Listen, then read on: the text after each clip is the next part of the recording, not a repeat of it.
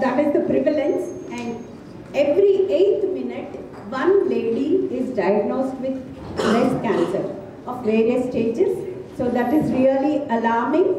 And recently also, even the educated people, especially the urban population, are coming out with large numbers. That's because of the lifestyle changes or because of the stress factor which is involved, apart from the other risk factors. The main risk factors for breast cancer are avoidable risk factors, which you all have to know.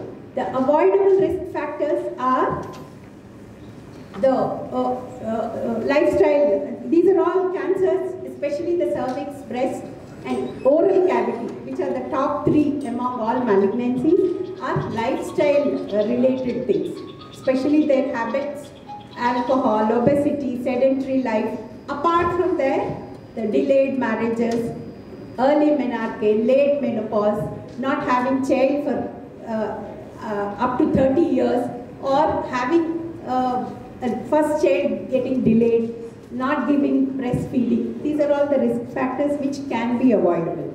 And 60 to 70% are these only. Unavoidable risk factors are the hereditary factors and exposure to the unnoticed radiation. These are all unavoidable because we don't know what's going on. So, especially the hereditary factor. All 10% of breast cancers occurs because of the hereditary. The mother or the siblings of the mother having breast cancer in the family with BRCA1 positive or 2 positive.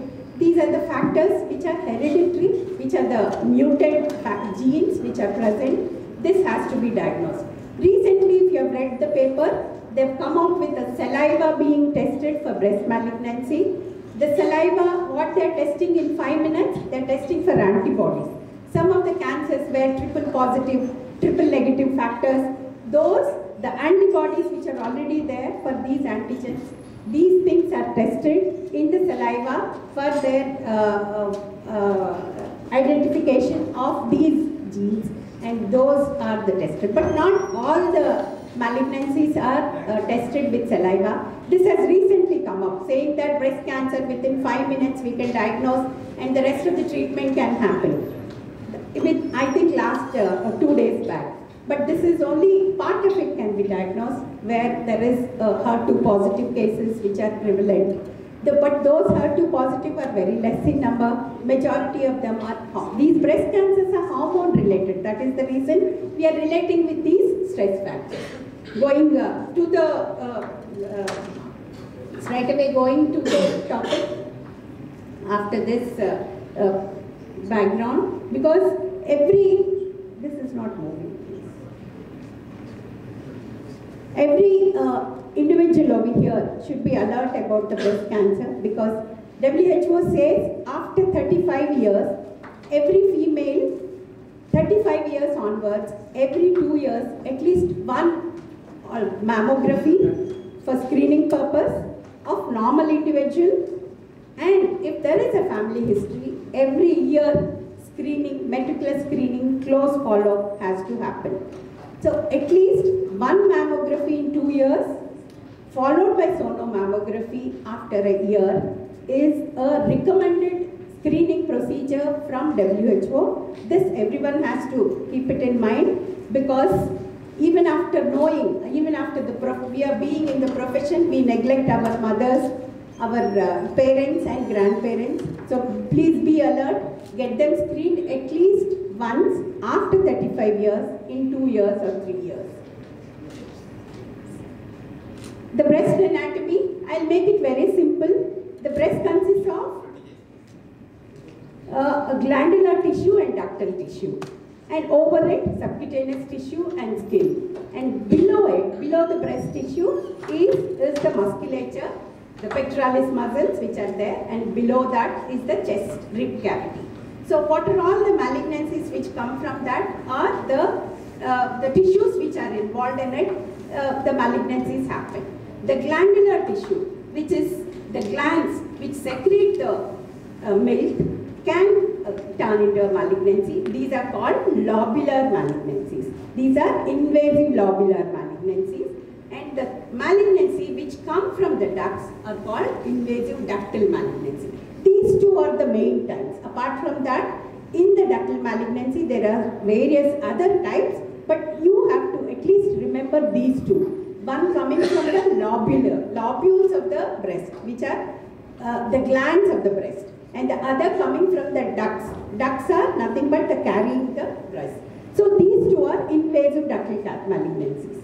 Especially the lobular malignancy usually may not form into a proper tissues. That is where the diagnosis, proper tumor formation may not happen in early stages. That is where you need to remember picking up of these small tissues is very important by meticulous mammography or further diagnostic procedures. So that is where you have to be very careful. And these are the routine mammography breast tissue. The breast tissue usually commonly divided into 4 quadrants for our benefit sake. The one is upper quadrant and lower quadrant. Upper quadrant is divided into upper inner and upper outer, lower inner and lower outer. This is what we have to be very careful, taking the nipple into the center, and also the breast tissue which is extending into the tail, which is tail of Spence, which is also having a part of the breast tissue which is extended. That is also has to be captured, and apart from this, the lymphatic drainage which goes into the axilla has to have the captured image on the mammography so that we don't miss any of these structures. The routine mammography, which has the X-ray tube which is there on the topmost, and this is the X-ray tube where the distance is constant. The distance is constant, and this is the X-ray tube which has the tube in it. This is the plate which is the detector, image detector. The distance between this tube and the detector is constant, around 60 to 70 centimeters is kept, and in between there are the compression paddles. In the compression paddles, breast tissue is maintained. Breast tissue is kept in that, and then the image is acquired. The image is acquired in 2 routine the views, which are craniocaudal view and then mediolateral oblique view. The main essential mammographic components include, as I said, X-ray generator, image detector, and a breast compression paddle. The generator and image detector are set at a fixed distance, which we already said. Additional protective equipment is necessary for the technical personnel who are taking the mammography. See, as I said, the X-ray tube and the detector with a grid, and from the X-ray tube, the low sensitive X-rays are passed through this compression pad, and then they are exposed onto the grid and also in turn onto the image receptor. This image receptor acquires the mammography.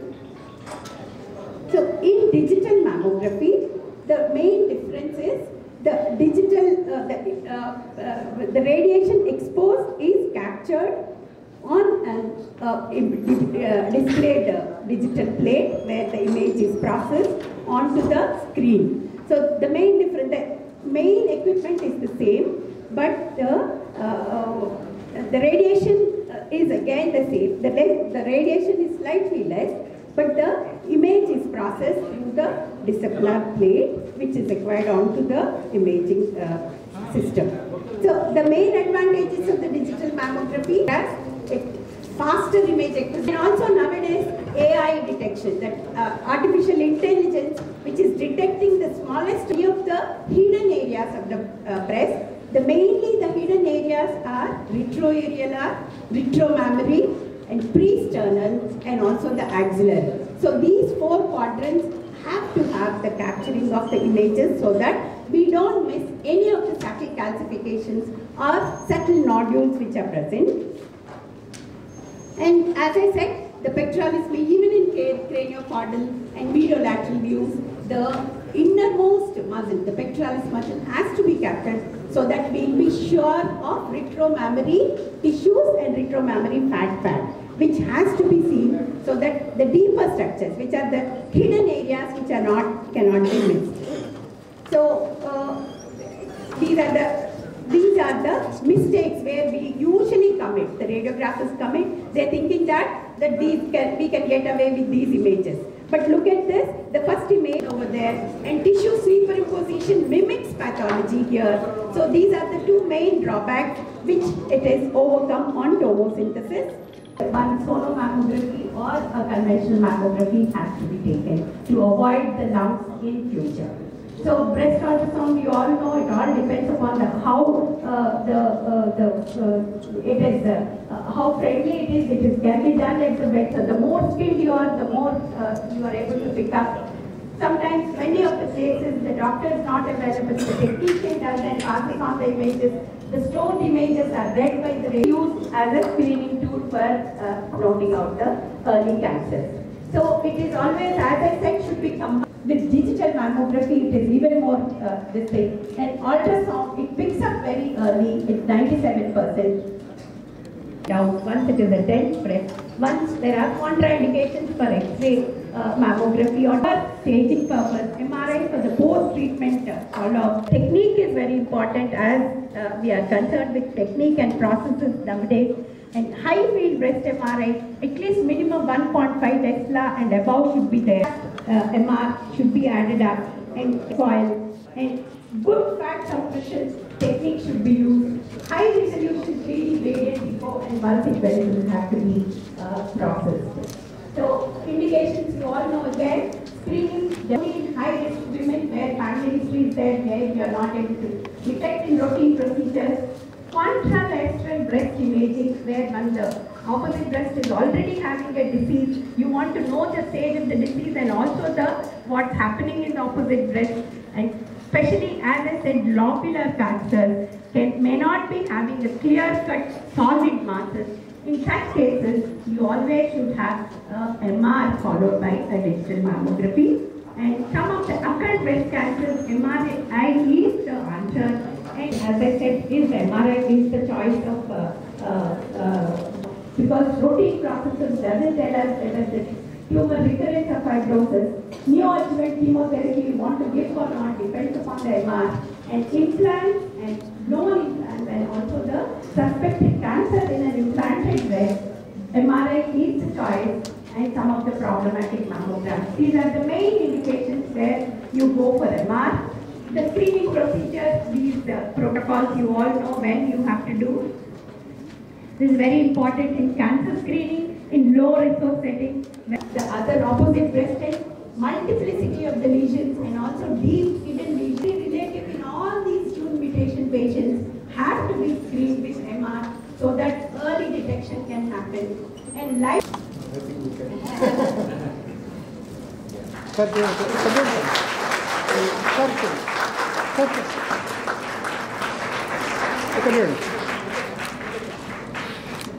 Right.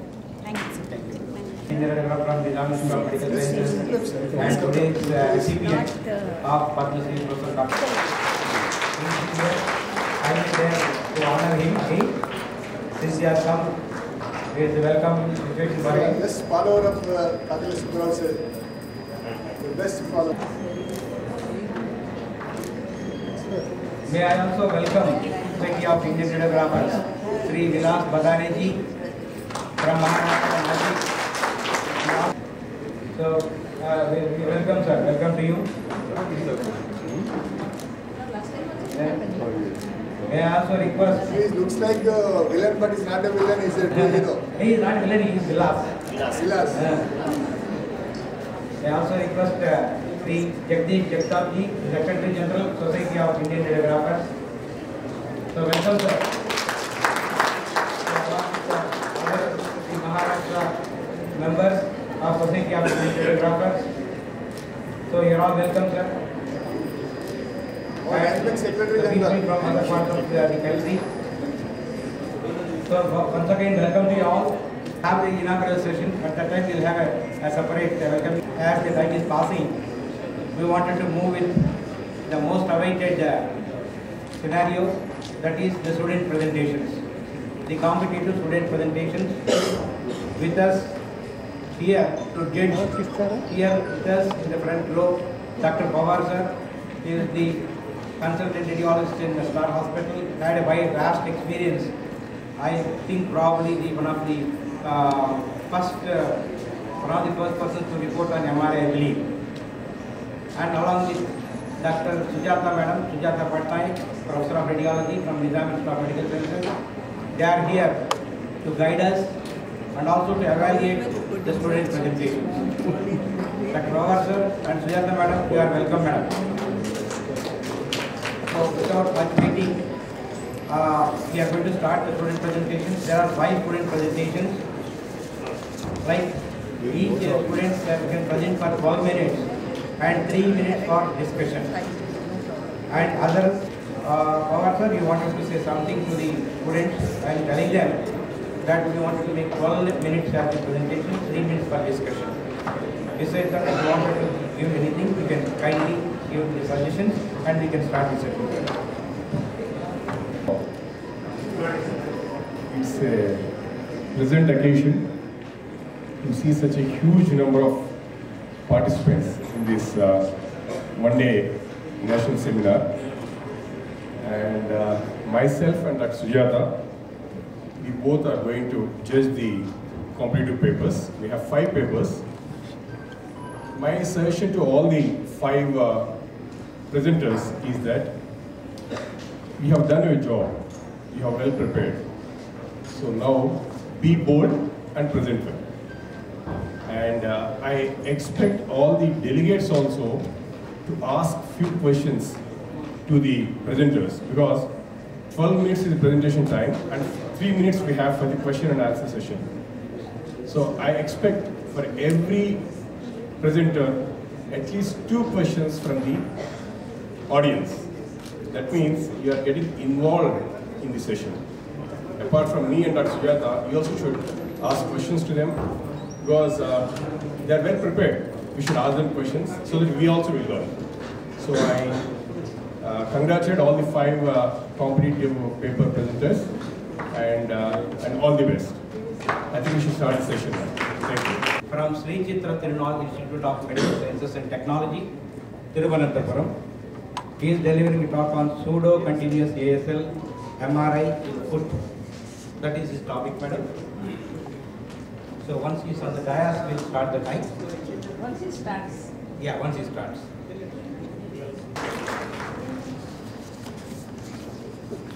To all, I am honored to have this wonderful opportunity to introduce myself with all of you.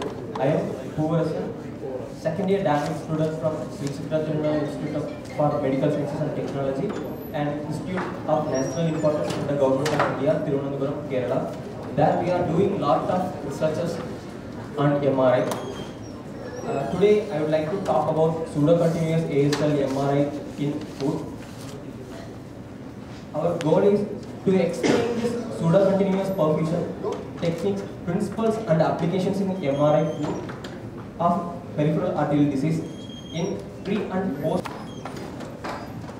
Peripheral arterial disease, which is a condition reducing blood flow to the legs and make severe ulcer when they are diabetic too. This is due to fatty deposition in the arteries. This condition may be reducing blood flow to the heart and brain, which may lead to stroke. Based on clinical symptomology, this is classified into 2, which is Fontaine and Rutherford classifications. There is no permanent cure for peripheral arterial diseases, but with this help of angioplasty, we can make them able to do their routine regular activities, and this can be pain relief for them. Moving to our topic. Why ASL other than ASL perfusion other than T1 or T2 perfusion? which is a non-invasive MR perfusion technique, and with this we can able to quantify without contrast medium the water in arterial blood, which acts as a endogenous form of contrast. Tissue perfusion this tissue perfusion is calculated at the capillary level, and the one more thing is about MRI, which is a non-ionizing radiation. This can be performed for pediatric and pregnant ladies.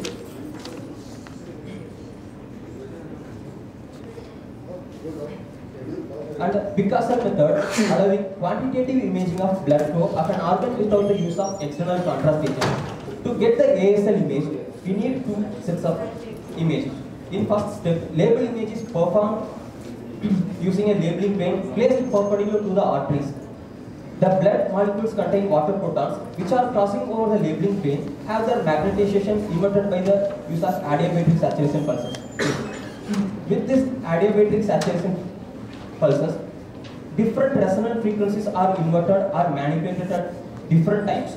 In ordinary amplitude modulated rectangular pulse, where all the spins are affected simultaneously.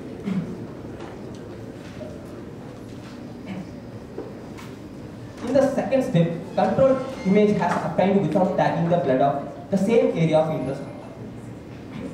For simple understanding of this concept, here I took the cerebral perfusion image, the subtracted image from the control image and the labeled image, which combined with this proton density image and some of the techniques like labeling efficiency, labeling duration and blood T1 and mathematical algorithms like convolution algorithms, which helps to generate this cerebral blood flow maps.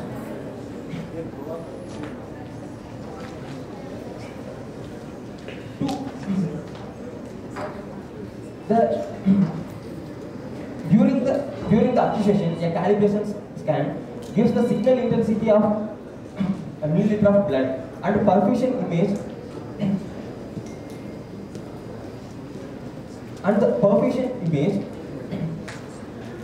gives us the blood signal intensity in the tissue.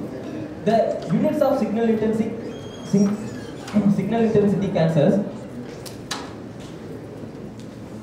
which can give us the amount of blood in tissue. The timing is now so we can get the units of cerebral blood flow. This CBF system. The aim of my study is to introduce the basic concepts and the biological background of DTI and the current DTI post-processing tools. The objective is to evaluate microstructural changes in the brain by measuring the motility of water molecules in tissue. Materials and methods are: study design is mainly retrospective. Study place Government Kilpatrick Medical College. Sample size is 20. Equipment he used is MRI GE 1.5 Tesla Signa HDXT with the AW control system. Sequence used is Tensor, and directions he used is 20 to 25.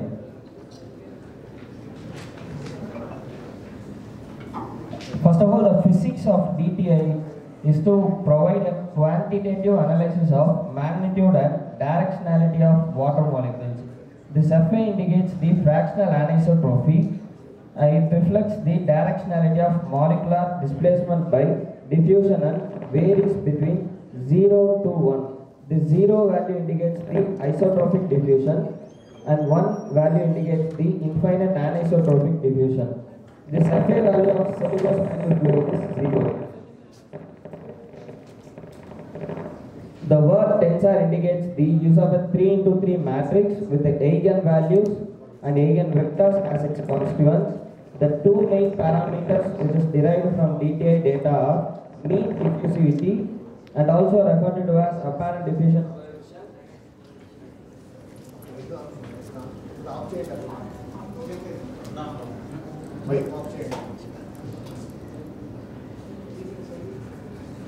Hello. Also referred to as apparent diffusion coefficient and fractional anisotropy. The first image shows the fractional anisotropic image, and the second image represents tensor, and the third image represents axial diffusivity. And few more things are in physics of DTI, which is radial diffusivity. It represents the average of two shortened eigenvectors. The DTI data acquisition is mainly done by spin echo planar imaging using a pass of 90 to 180 degree pulses giving 2 TT sequence.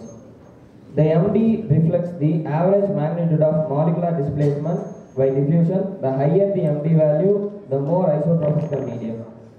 MO is nothing but mode, recently developed tensor index that can be used as a probabilistic measure in crossing fiber tractography. It specifies the type of anisotropy as a continuous measure that indicates in difference in shape of DTI, which ranges from planar to linear. Planar is nothing but cylindrical to linear, a tube-like structure.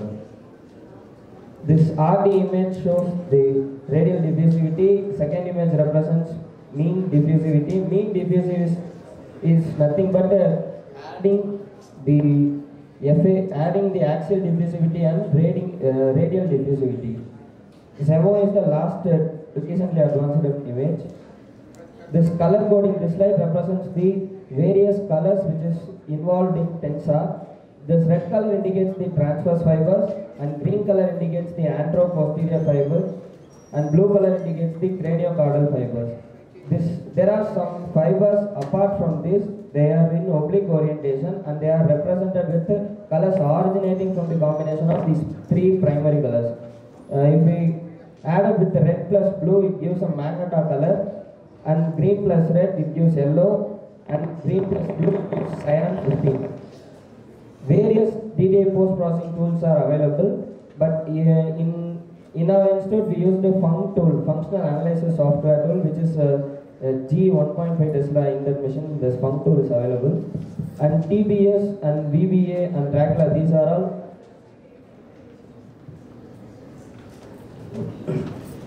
all the various tools. This case 1 represents this patient have a huge intract, these two regions. The first ROI value shows that he had a FA value of 0.106 and second ROI shows that 0.134.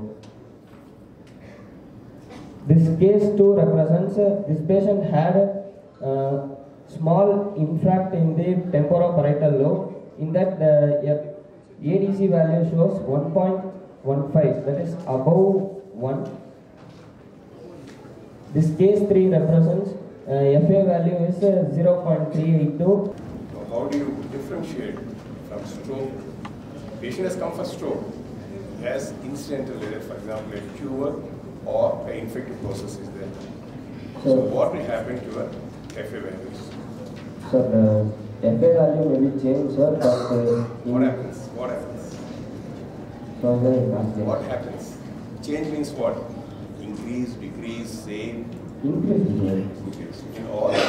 No, sir. Okay. And apart from what the results we get, technicality wise, as a technologist, what do you think that you have presented new in this study?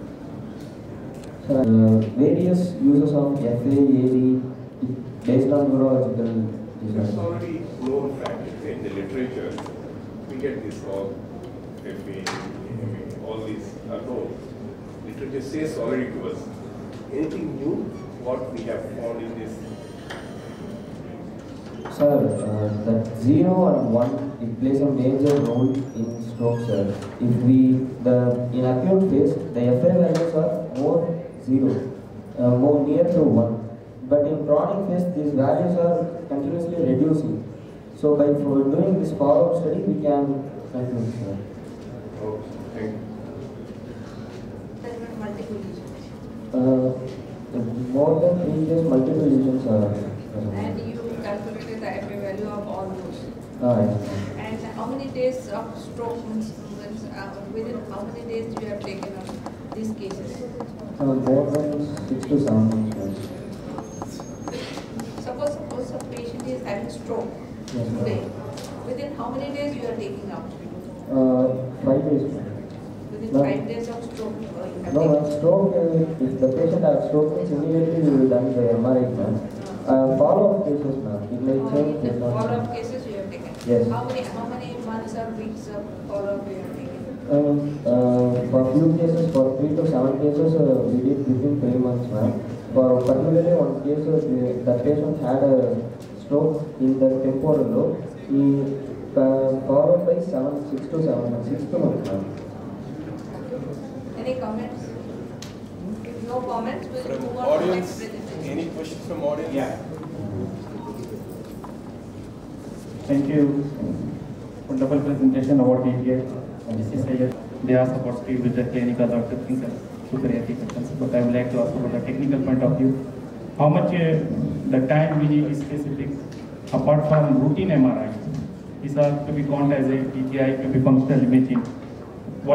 How much time we have to be spent separately to get expert, or I can be said to be how much time or specific focus to be as a general MRI technologies to be involved in DTI imaging.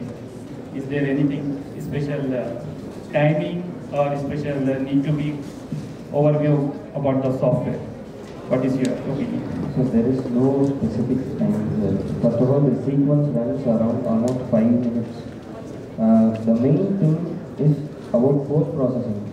The post-processing has major roles here. We need to learn more and more. Multiple cases. Yes. Thank you very much. Thank you. Thank you.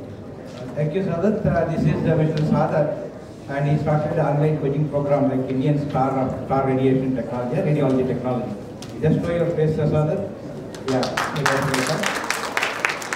So, we also welcome Sri Vijay Kumar sir, Dr. Vijay Kumar sir, the first chairperson of Allied Health Sciences Council. This is none other than Revati Ravi. Revati Ravi is also from Government Hill Park Medical College, Chennai, and she is delivering a talk on utilizing a suitable banana variety as a negative contrast agent in MRCP, a selection approach. In Government Hill Park Medical College, Chennai, my topic is MRCP with banana, how to select suitable variety of banana. What is MRCP? MRCP expands magnetic resonance cholangiopancreatography to visualize biliary pancreatic ducts and gallbladder. This is the anatomy of the MRCP. This is the MR image of the MRCP. MRCP sequence, heavily T2-weighted imaging are used to visualize pancreabiliary tree by using longer echo times TE in the range 600 to 1200 milliseconds.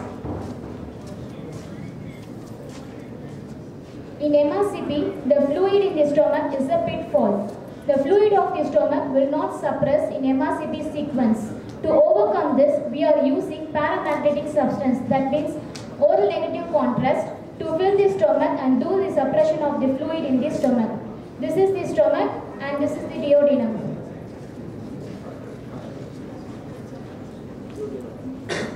This is the stomach and this is the duodenum. It is overlapping to the GBD. So, for that we are using the oral negative contrast.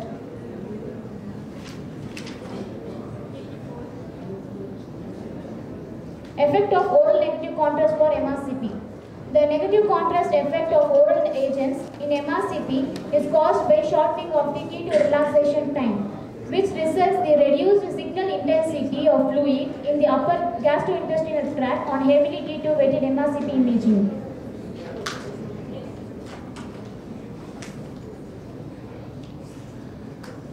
List of MRCP negative oral contrast. Pineapple juice is a seasonal fruit. Blueberry juice is very costly. Diluted barium is not an energy drink. Ferromoxil, it contains metallic taste. Date syrup, some patients will get vomiting sensation. Banana, cheaper, easily available and everyone's like. Now I am going to take banana as oral negative contrast. White banana. Banana is the good source of potassium and magnesium which can easily suppress at GIT. Banana can easily get available in the market and low cost effective. Patient comfortable and palatable to eat. Banana is the fruit of the genus Musa of the Musaceae family, one of the most important crop of the world. There are more varieties of bananas in the world. All of them is not suitable for MRCP. How to select suitable variety of banana for MRCP? Now I am going to do experiment with banana as oral negative contrast for MRCP. Step 1. Selection of bananas. Step 2. Pack selected banana juice without adding water in a separate container. Step 3. Send them for MRCP scanning. Step 4. Measure T2 MRCP values. Step 5. Select the variety which shows T2 MRCP value below 200 for MRCP scanning. These are the 6 varieties of banana I have chosen in my region. Puvan banana, red banana, green banana, Eleki banana, Karpuravalli banana and Rastali banana. These are the 6 varieties of banana I have chosen and make into a paste without adding water. This is my banana phantom. And I sent it to MRCP sequence. This is the 6 varieties of banana I have chosen, and this Puvan banana, they get suppressed. Heavily T2 weighted sequence, an image and the T2 values. In that we can see below 200, that means mean value, so 166 is the efficient for MRCP for oral negative contrast. Our successfully selected variety in our region is Puvan banana. That means in the Musaceae accumulata. T2 MRCP value is below 200. It will do suppression fluid in the stomach and the cilo very well. Pilot study of banana. A pilot study was conducted with 1 volunteer after getting consent. Patient was advised to fast overnight and be nil per oral in morning, and subject to MRCP imaging with the standard protocol, and the images are recorded. Asked to eat patient Puvan banana as chew slowly in mouth and swallow. Maximum 2 to 3 bananas is enough. They all rest the patient for 15 minutes after eating banana. Then the patient was again subjected to MRCP imaging with standard protocol, and the images are recorded. The images before and after injection of Puvan banana are compared. The images after injection of Puvan banana are showing significant signal suppression in the stomach. Visualization of the pancreatic duct and CVD will also be better post-injection of the Puvan banana. This is the before and after injection of the Puvan banana. We can see the overlapping of the CVD, and after the Puvan banana, after eating the Puvan banana, we can visualize the CVD very clearly. Equipments used: GE MRI scanner 1.5 Tesla. Abdomen coil is used with 16 channels. Conclusion: Puvan banana, which has MRCP T2 value below 200, is suitable for MRCP examination. My heartfelt thanks to the Dr. David Minal, MD, Head of the Department, Institute of Radiodiagnosis, Government Kilpack Medical College, and Marimuthu sir. Thank you. I take 20 cases. For example, I show 20 cases. 20 cases you did without banana and with banana. Yeah. And you could see the difference. I saw. Is this Puvan banana available in Hyderabad? 24/7 is available, sir. Okay, sir. All over India you can see. All over India it's called Puvan banana? Puvan banana is Tamil Nadu name is Puvan banana. No, I am asking in Hyderabad. Hyderabad. Puvan banana we you have to make this as a liquid, or you can just chew it? Chew it. As usual, we can eat banana like normal chewing. So for that. And if you compare, generally we say pineapple or textural syrup. You compare with this banana and these two? No, sir. Pineapple is a seasonal fruit. No. I'm asking you, did you compare the effectiveness of pineapple and the cone banana? I'm asking comparison of these two because generally most of the centers they prefer or they do it. Did you compare these two? I compared, but with the seasonal food we can't get anywhere the pineapple juice. In pineapple juice, only juice, water is mixed. Without mixing water, we can't grind it also. So while eating as it is banana, we can get easily and images very clearly. No, you get my point. I have taken 10 cases with this one, with cone banana, and 10 cases with not bone banana. You compare the results, I'm asking. I compared. What was the conclusion? It also gives suppression, but we can't get purely pineapple juice. So we will get the overlapping images only. Probably we will get overlapping images only. Any contrast in the radiology department which can be used as a negative contrast apart from this banana and pineapple, forget about this. Anything you have, because you're a technologist, so you know any other contrast is available in the radiology department which can be used also as a negative contrast to MRC. You don't think? Okay, thank you. Any questions from audience?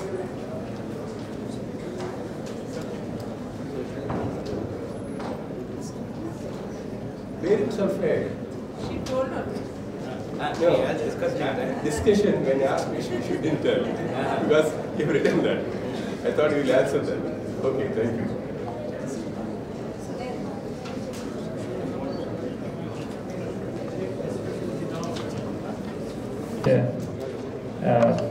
Same again, technical question.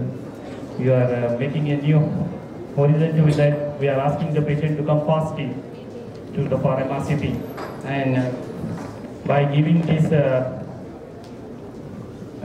you mentioned pineapple as a seasonal fruits, so that we can pick it only in the season. But to be bring the notice that nowadays we have processed juice like Lexinar. It's available in the form of to be the artificial.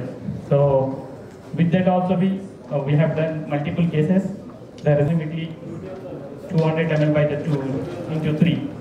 So how much quantity you want to prefer? Whether 1 dozen banana, 6 banana, or 3 banana? How much? 2 to 3 banana. Thank you very much, and God bless you. Thank you. Take the banana, you can take the banana juice. Poonam variety. I think she has to translate the variety, what it is called in Telugu or in this region. I think meanwhile she can collect the information and can tell us. Okay, if possible you tell us what exactly it is called in Telugu. We will try.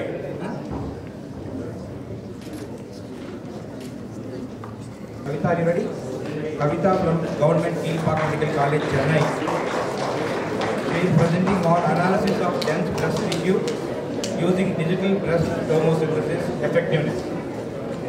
Revati? From Keelpark Medical College and Hospital, MSc first year. Today my topic is about analysis of dense breast using digital breast thermosynthesis. These are the contents I am going to deeply explain. First comes the introduction. DBT is nothing but a standard care of breast imaging which helps in the improvement of both screening and diagnostic imaging outcomes. The additional information obtained from the thermosynthesis is very helpful to evaluate the patient coming with the lesion detection and to decrease the effects of the overlapping of the tissues. Three-dimensional images have been obtained from the reconstruction of the DBT data. These are the general anatomy of the breast. The breast usually consists of 3 main tissues: the adipose tissue, the granular tissue, and the fibrous tissue. In that the fibrous and the glandular tissue consist of the glands, ducts and the volumetric reconstruction of whole breast from an infinite number of low-dose 2D projections obtained from distant X-ray tube angles. This application is mainly used in the early detection of benign and malignant lesions and cancer detection. The working principle of DBT is during DBT, the patient is standing erect, the breast has been placed over the arm of the X-ray vision, which is that the X-ray tube which rotates in an arc of 15 degrees with continuous tube rotation. Multiple 1 mm thickness fitted into the computer and 3D image is being required. The 3D image depicts the entire depth of the tissue and unfolds of the breast parenchyma, and it's easier to tell the difference between the healthy and the cancerous tissue. The aim and the objective. The aim of the study is to examine the dense breast DBT and evaluate the various breast pathologies. These are the common indications. The patient coming with the complaints of lump, nipple discharge, retracted nipple, microcalcification, pain and architectural distortion. The common contraindications are pregnancy, patient below the age of 40 years, and the patient has a brain density of A and B. And the common patient preparations are, the patients are required to do a hospital, Keat Park Medical College and Hospital. The main equipment used in a hospital are hologic Selenia Dimension 3D machine. The hologic Selenia Dimension mission is designed to be the fastest high-resolution breast tomosynthesis mission, which can take 2D as well as 3D images, which is connected to a special monitor device. It consists of 2 breast pedals, the smaller one and the larger pedal. The larger pedal is used for the dense breast. These are the common differences between the conventional mammography and the digital breast mammography. In conventional mammography, the X-ray tube and the detector is placed in a stationary method and the images are taken in 2D, whereas in 3D, the X-ray tube moves in an arc with 15 degrees with continuous tube rotation. The limitations used in the digital breast tomosynthesis are the slight increase in the radiation dose, but it is within the limits. It is a pictorial representation of cross-sectional of a rose. In the first image is a 2D mammographic image which has the overlapping of the petals inside the important details, and the 3D which depicts the entire petals and the inner structure. The main advantages of the DBT are it provides the improved cancer detection test and the better visualization of the lesion, less radiation dose, enhanced detection in the dense breast tissue, and reduces the false positive results. These are the imaging techniques. Initially, the patient standing in an erect position with the help of the breast placed in the detector, the compression is being taken. First, the right CC, the craniocaudal image is being taken, followed by the right MLO, the medial lateral oblique image is being taken, then the left CC, then followed by the left MLO. The case presentation 1, the 35 years old female patient which came with a complaint of right breast with the nipple discharge for about 10 days. The impressions seen in the right MLO are a partial circumscribed equal density lesion which is located in the lower inner quadrant. The impression noted is right barrage 4B. And the first image is the 2D synthesized image, and the second is the slice taken from the tomo image. In case 2, a 48 years old female patient came with the complaints of lump in the right breast for 1 month. The images denotes the irregular lesion with a spiculated and obscured margin with architectural distortions. The impression noted is right barrage 5 with right axillary and nodal metastasis. In case 3, 35 years old female patient came with the complaints with the left breast since one month. Circumscribed oval lesion with microlobular margins in the 1/3 of the upper and outer quadrant, which impressions are left barrage 3. In the case 4, 52 years old female patient came with the complaints of pain in the left breast since 6 months with the nipple discharge, which has the impressions of circumscribed oval high density lesion with undefined margin. The barrage is 4A. Finally, case number 5. The patient already had carcinoma on the right breast and the mastectomy has been done, and carcinoma on the left breast and mastectomy has been done over 20 years, and now she came for the right breast screening. In that, in 2D image, the image appears extremely dense breast, but while viewing in the tomosynthesis, the patient is not, the parenchyma found on the tomosynthesis is normal. So it is BIRATS 1. These are the results obtained. The results are classified according to BIRATS classification and then age-wise classification, then the breast composition.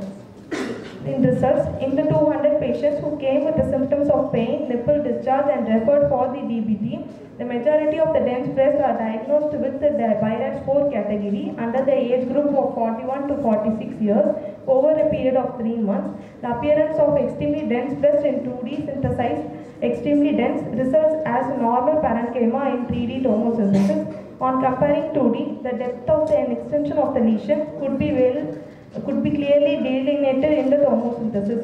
The 3D helps in ruling out the lesions in dense breast rather than 2D.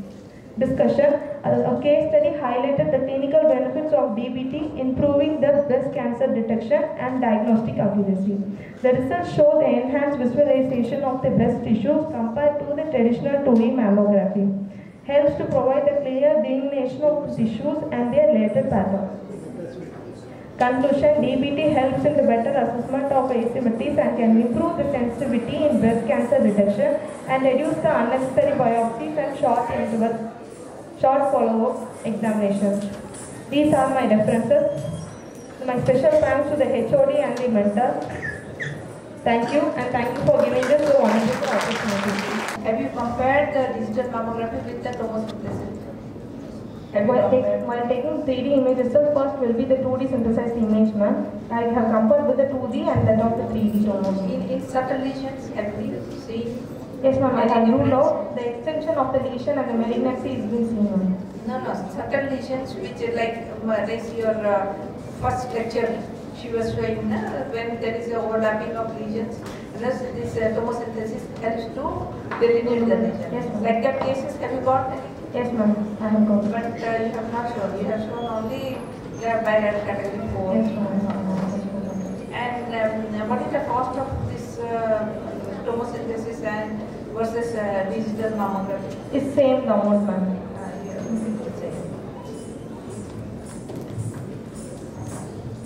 What is tomosynthesis? Tomosynthesis is nothing but a three-dimensional image of the breast, which is taken while the X-ray tube is rotating at a 15-degree angle. According to the vendor, the degree is being changed and the tube motion is being changed. What is the difference in radiation? Consider radiation. Radiation. 2D and it is quite within the limits, sir. But if you compare this 2D, 3D has little change in the increased radiation dose, but it is very effective when ruling out the lesions depth. It's true, but the study shows all that if it is early detection, yes, sir, then it has a role. But the cases what you have shown can be seen in 2D also. Yes, sir. So I think you must have taken the case In the selection. video that is not being clearly viewed, sir. The second image is a slice of that 3D image, sir. The case selection slightly has to be changed. Okay. Thank you.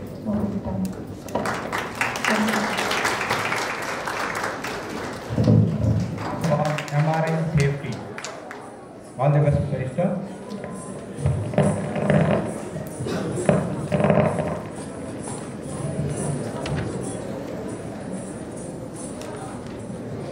Good afternoon, everybody.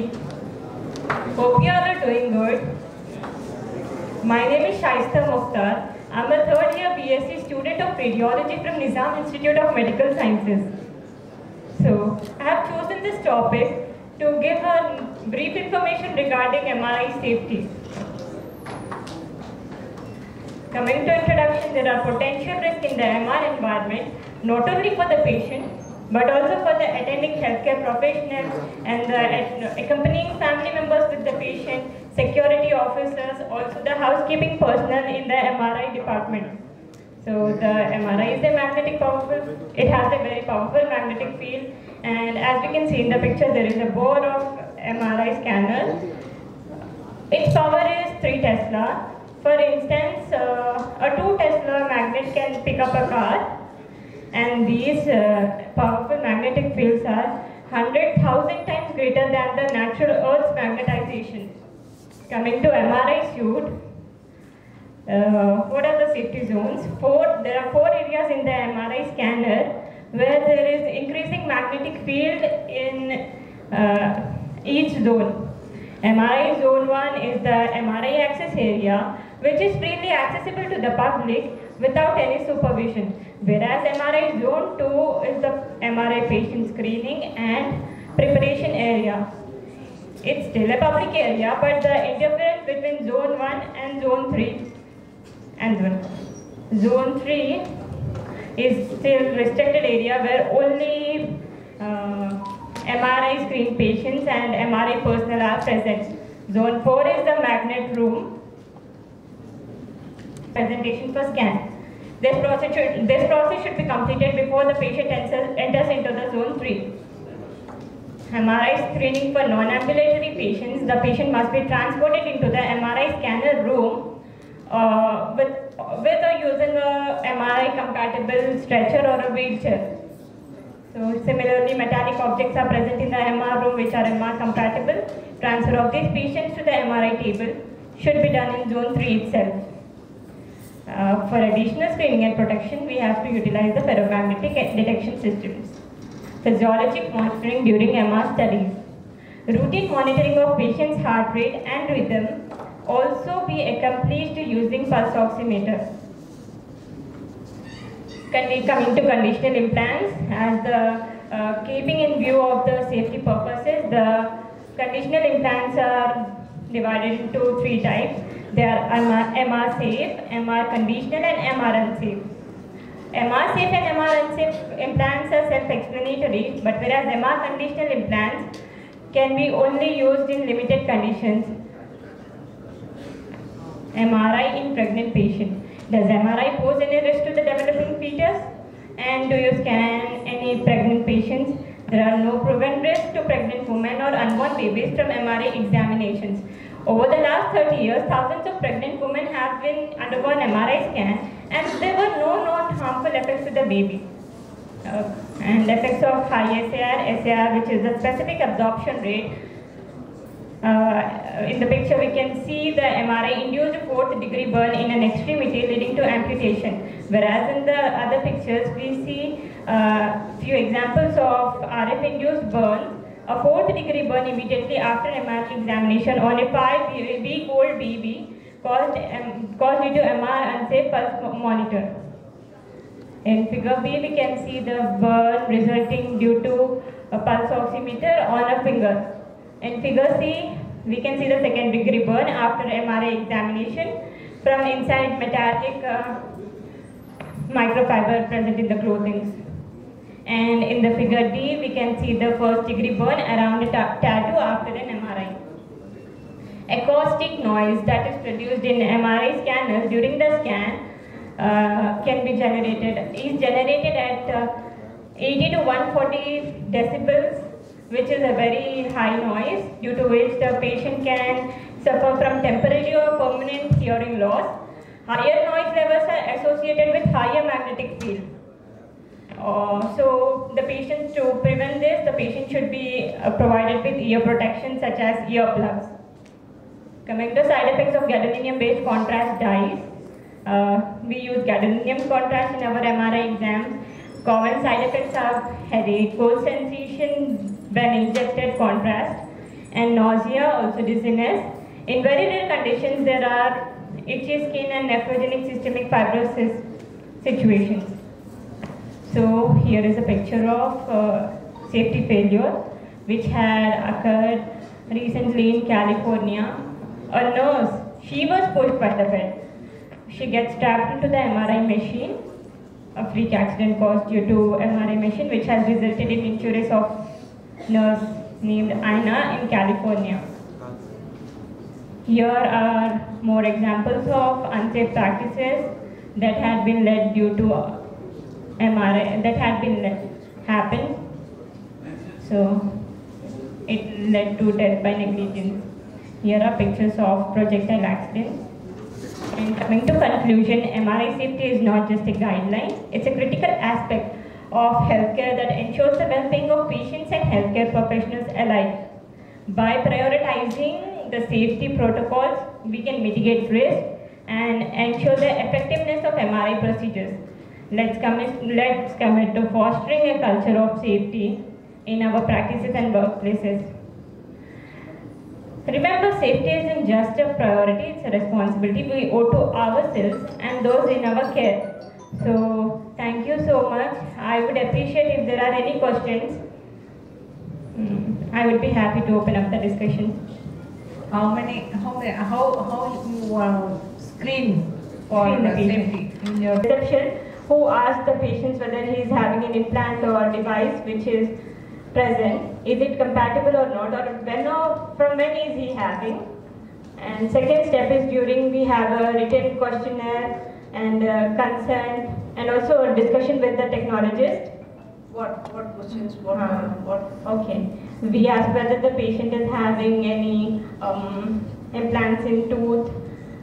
already that is screened. Okay. By the first step. So what questions do we ask? Second step, what do you do? Okay. We screen the patient by asking them to remove all the. Then next step.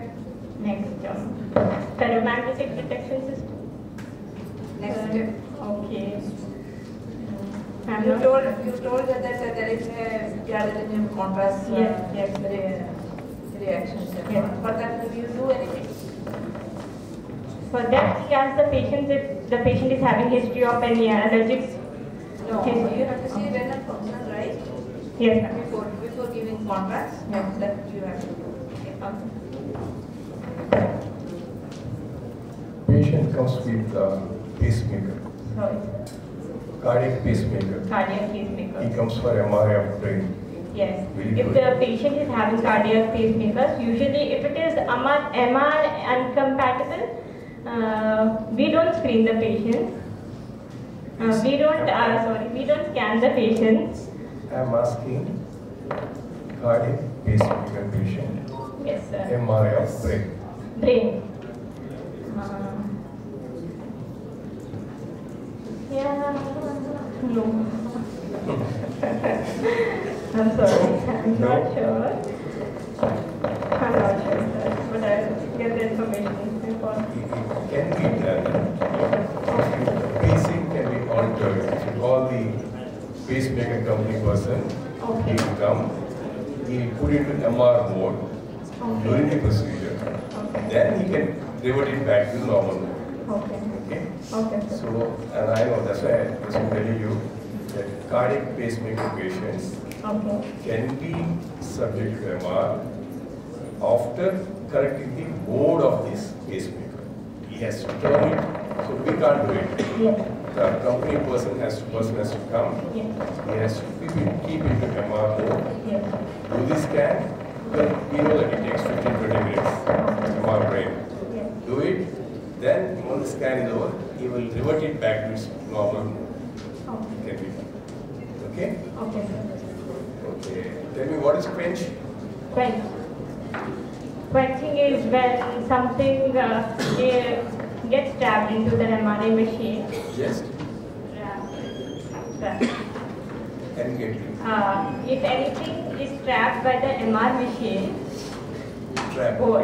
if anything is trapped into that board, so we can't remove that because it is already trapped in it due to its high magnetic field. So for that there will be a quenching process in which the whole hydrogen gas will be helium gas. Helium gas, sorry. Did you see the quench button in MR room? Sorry, sir. Did you see the quench button in MR room? Yes, sir. What is the color of it? Sorry. What is the color of that switch? Red. Red. You have seen? Yes, so you sir. should have read about this when you came to MR safety. Yes. Okay? Yes. Thank you. Any questions from the audience? Thank you. Wonderful topic, wonderful presentation. I would like to add, I remember Naidu sir's presentation. That MR radiographer, only the radiographer, they should be think themselves they are the MR safety radiographer, or you can be beyond one point, MR security radiographer. So not only being in the console room in 3 points, but also beyond the console room also you should be 360 degree. Yes. Okay. My directly question to you in a layman technology, in a layman, I am not belongs to the medical field. The guy is coming to you and you're doing the screening, and the patient is mentioning that I have implant, something in my body. Now he don't know whether it is compatible or not compatible. So what will be your way of action? Whether you will take the detector, whether you will ask manufacturer detail, or if he don't have. So what is your ratio to accepting the patient, or what is your ratio to rejecting the patient? Please. Very small point. I would like to answer in my opinion. Your opinion. That the ratio of asking the patient not to, so I would better ask him to take the assurance from the doctor he has done and the manufacturer of that pacemaker or that implant. I would not take this from correct. I would like to be mentioned to be for the notice. According to the manufacturer around the world, it has mentioned that if you have a doubt about 10% also, whether it is compatible or not compatible, you have to be considered as a not compatible. Yes. Not 50, not 60, not 70. So this point has to be remembered. Okay. Even the 10% also without, it accepted as a not compatible. Thank you very much. Thank you very much. Thank you. Thank you, sir, for your intervening. So that's why usually I always will be telling working in the MR environment is different from the working on any other environment of the hospital. Like you have to be 24 hours, you should be vigilant. That you should not leave the premises and go. Always the door of the scanner room should be closed. All these things. You have to do literally a security job also. In addition to the technologist job, you have to take care of. See, however the VIP you got, sometimes the VIP may come with a gunman and all. So you should not allow the gunman. He is VIP, you have to allow. No. VIP is for you. VIP is not for a machine. So you have to take care of all these things. This is the most. I have seen some occasions where somebody I heard pushed the quench button.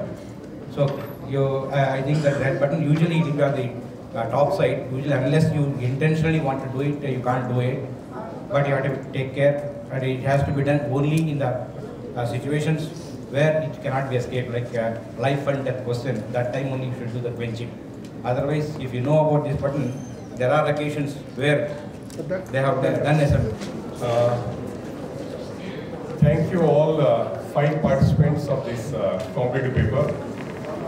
My comments and observations with the participants. One thing is, all of you are very good in your subject. That's what I have realized. And you are very clear in what you are telling us. That is point 2. Point 3, slightly more innovative way of, because you are a technologist, so the technicalities should have been added some more. That's the only thing I felt slightly lacking in 1 or 2 presentations. But otherwise, it's very good. And I request all the technologists to participate more and present such event, because it gives not only strength to your work and also strength to your department. You can groom your juniors also. So I request all of you to present more papers, and I congratulate all the, myself and Dr. Sujata, we have analyzed, all of you are neck to neck each other. And hardly any difference. But at the end, there will be one winner. So the thing is, whether you win or not, that's secondary. The thing is, you have presented, you have shown your work. That's more important. So the spirit should be there. I request all of you to present. And the English, we are looking for everything.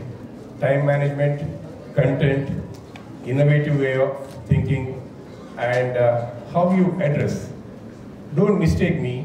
When you present a paper, please look at the audience. 1 or 2 speakers for continuous reading from down. That is not a very good sign.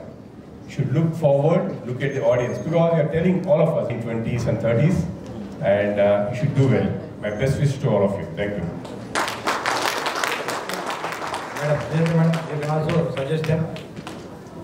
I have no suggestions, sir. Already has told. Do well, and next time I think more and more papers will come for competitive paper.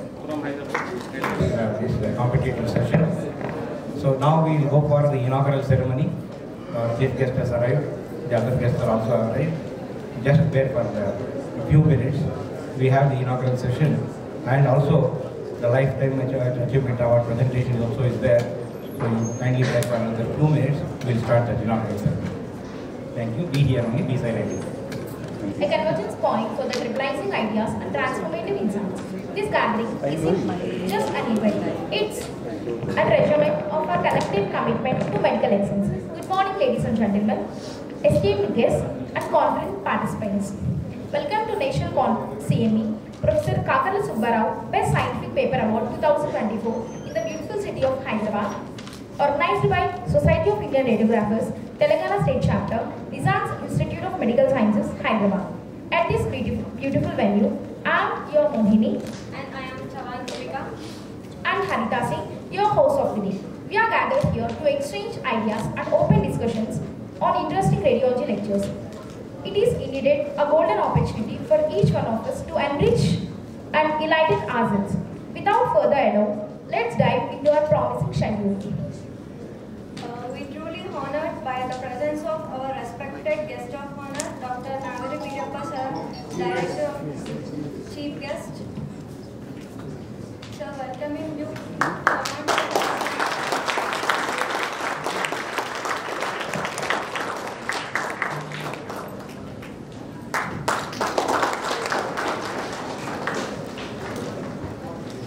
We truly honored by the presence of Dr. Dr. Vijay Kumar, Dr. Vijay Kumar Butala, Chairman of Telangana State Allied Health Science Professional and Council. Heartfelt welcome to special invitee, Sir Vilas K. Badani sir, President, Society of Indian Radiographers. Sri Jagadish N. Jalla, Secretary General Society of Indian Radiographers.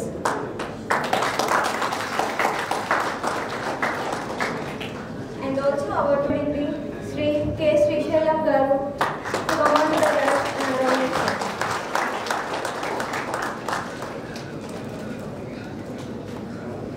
And we also welcome T. Damodar Naidu Garu, Director Academic Society of Indian Radiographers.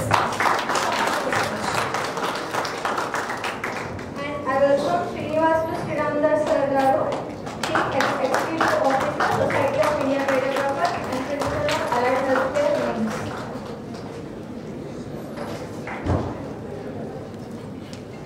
Now I would like to present the bouquets to the dignitaries on the dais. I welcome Harita ma'am to present a bouquet to our chief guest, Vidappa Sir Garu.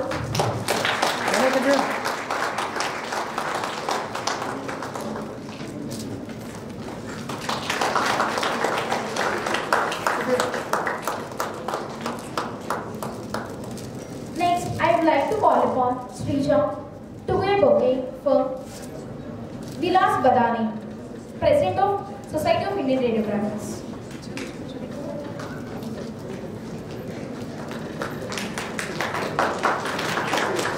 Next, I would like to call upon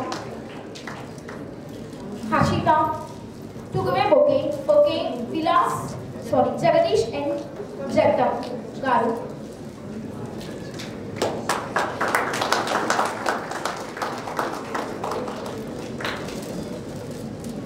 Next, I would like to call upon Ms. Jashwini to give a bouquet to K. Srisailam Garu, retired senior radiographer names.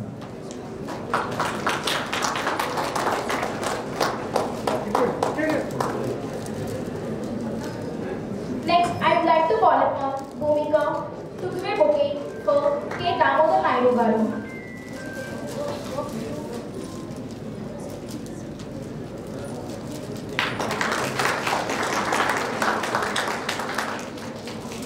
Next, I would like to call upon Vaishnavi to give a bouquet for Srinivas Sri Ramadas sir.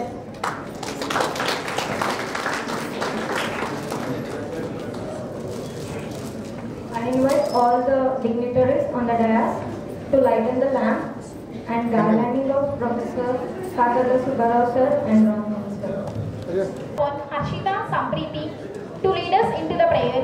May this prayer is not just to be in the world, it is an truth, but let us resonate within each one of us, giving us peace, strength and courage to handle what lies ahead.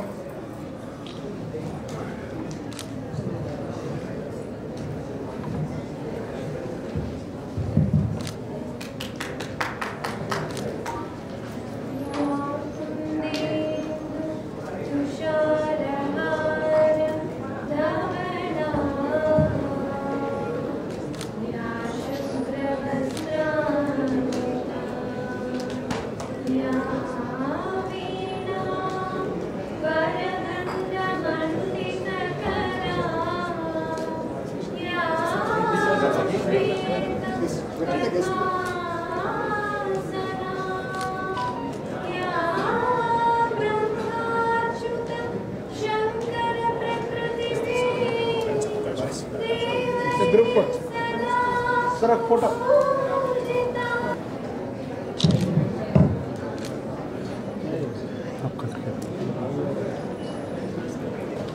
Green color.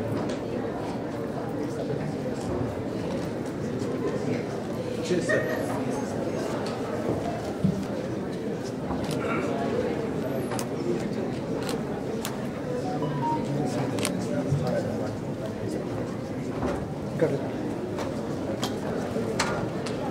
సరే సరే ఒక్క నిమిషం ఆగండి వద్దాం సరే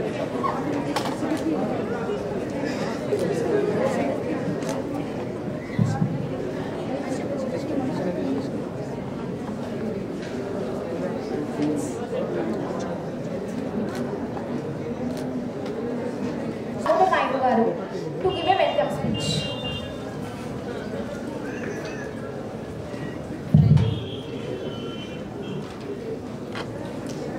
Welcome back. Respected Nizam Institute of Medical Sciences and Dr. Vijay Kumar, the first chairperson of Telangana State Allied Healthcare Professional Council. And I also welcome Mr. Vilas Badaneji, the President, Society of Indian Radiographers, and Sri Jagdish Jagtabji, the Secretary General, Society of Indian Radiographers, and Srinivas Tirandas, the Chief Executive Officer of Society of Indian Radiographers. I personally welcome our past friend, continuing friend, our well-wisher, the today's recipient of Professor Kakala Subbarao Lifetime Achievement Award, Sri Selam sir. So this is a great occasion for us to meet all of you here, which has nurtured a culture of bringing out the inner talent in the student radiographers. See, in the last 3 decades, we are associated with the Nizam Institute of Medical Sciences, where personally I feel that we got the inspiration from the late legendary personality Professor Kakala Subbarao sir. Literally we worked with him, along with him, who has nurtured us, especially doing this type of conferences and all. We have learned from him, and of course the same legacy is continued, because once he put a path, it is easy for us to crawl in the same path. So that is happening. So today we are all here for celebrating. For the last almost a decade, we are doing this type of conferences, like a national level competition for the student radiographers. And every year we are also identifying one personality, especially the radiographer community, who has rendered the services for the field of radiography and imaging technology. This year this will be with our Sri Salem sir, which will be announced by our director. So at this juncture, like the different states, especially for the student problems, we have the various courses like diploma, DRGA, DMIT, CRA, and unfortunately or fortunately, even the central government has started some of the vocational courses which are the 3 months duration and all, which we could not able to accept. Through this podium, yeah, it is also there in this institute also where you are sitting here for short-term courses. I appeal to the dignitaries on the dais who is taking this to the national level, our director and even Vijay Kumar sir, you kindly look into this matter. Having the skill for different people is always, it is good, but we have to channelize the energies. Like people having different qualifications, when they go for an interview, higher qualifications will be denied. And so there should not be any difference in the syllabus curriculum of different courses. Like we need to have an all India level one course. Of course, now this is going to be formulated because we have the National Allied Healthcare Professional Council. It has been formed. In the concerned states also it is being formed. We are there with us Dr. Vijay Kumar. Thank you sir for putting your thoughts and our thoughts to the dignitaries. And I like to invite Srinivas Siddhandas sir to give your valuable, inspiring words. Thank you, Robika. Dignitaries on the dais, today's chief guest, Director, our beloved Director of Nizam Institute of Medical Sciences, Dr. Nagari Birappa Garu, and Chairperson, Telangana State Government.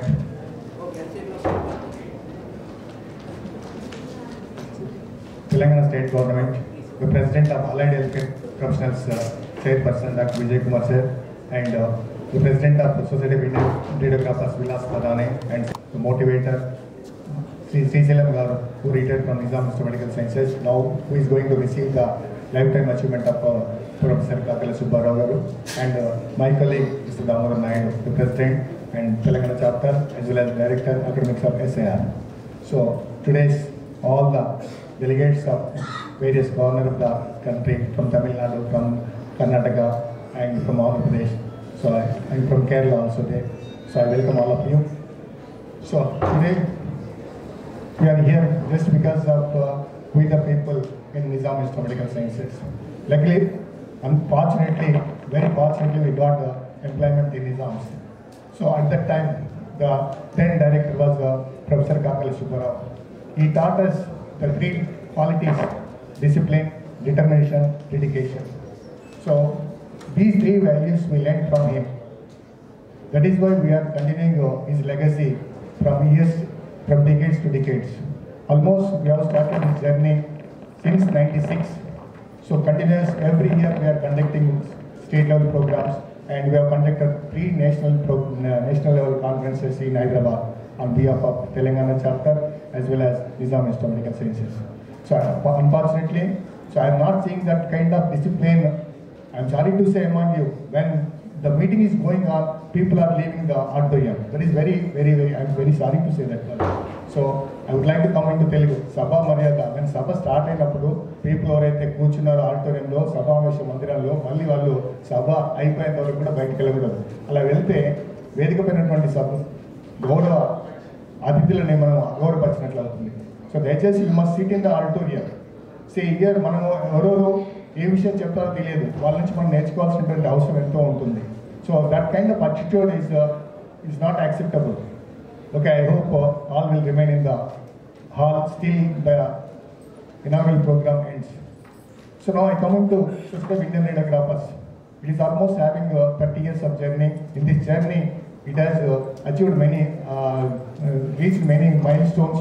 Even today, in several states, Allied Healthcare Profession Council was established. That is just because of the initiation of Society of Indian Radiographers. It is fighting since decades. Even I have been invited by Rajya Sabha when they put the bill in the Rajya Sabha. So there was a key role in establishing in the council. So fortunately, here Telangana government, the partner government has appointed the chairperson for the council, but still the rest of the members were not yet appointed. I hope soon the members will be appointed by the government. So once the council established, then only there is a recognition and registration and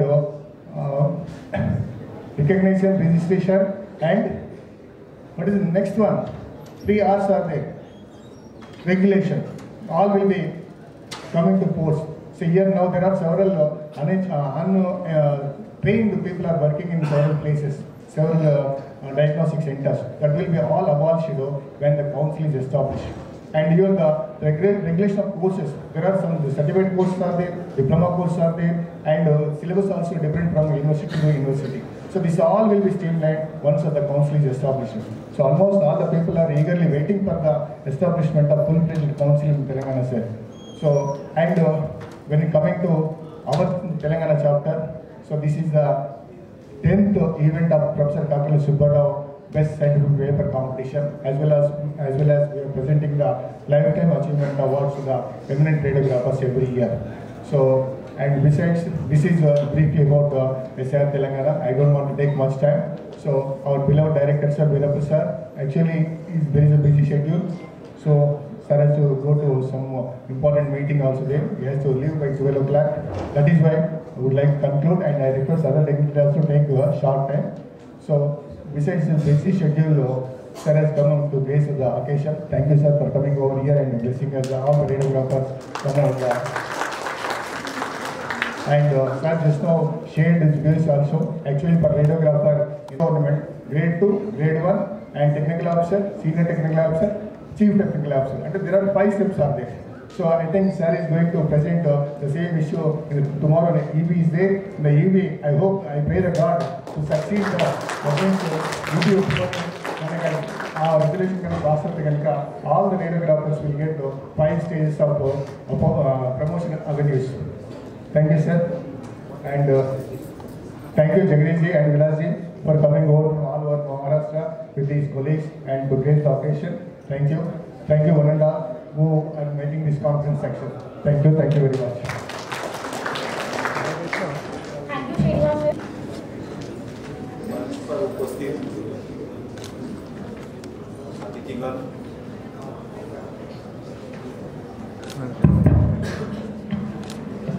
मंच पर उपस्थित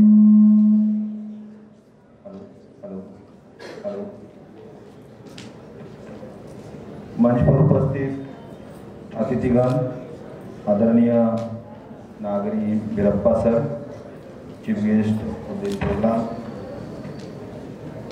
हमारे Telangana state KSR के chairman आदरणीय doctor Vijay Kumar Gotala sir,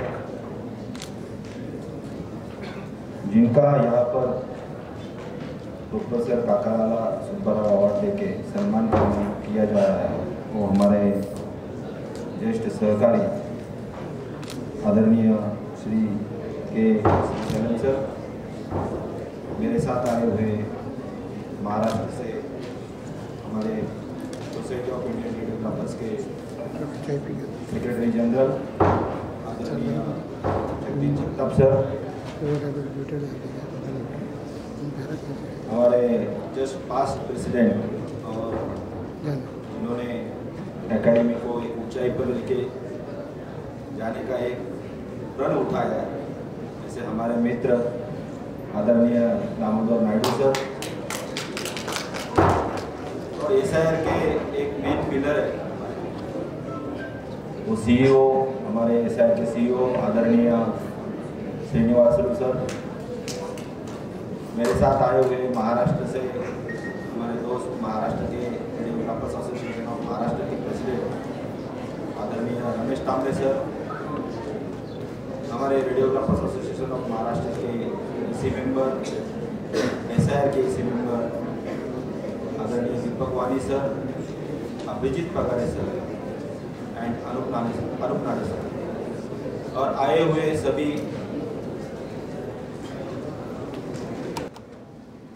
radiographers को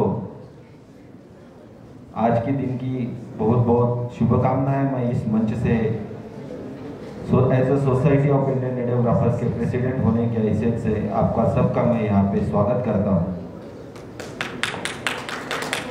2 दिन पहले ही यहाँ पे महिलाओं की संख्या ज़्यादा है, इसलिए मैं कहना चाहूँगा 2 दिन पहले ही आपका एक बड़ा दिन हो गया है जिसे जागतिक महिला दिन कहा जाता है।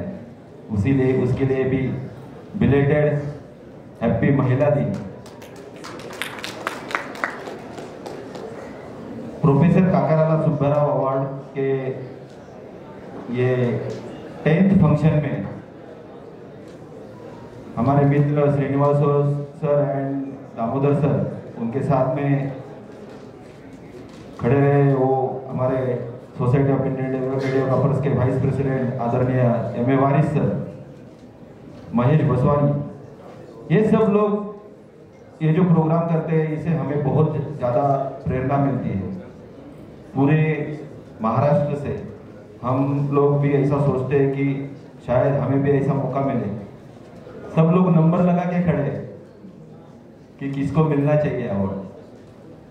श्री शैलेम सर उनके धर्मपत्नी के साथ आए, उनका भी यहाँ पे मैं बहुत बहुत स्वागत करता हूँ। आए जो as a organiser I am also one of the part of this organisation, that's why I am also welcome.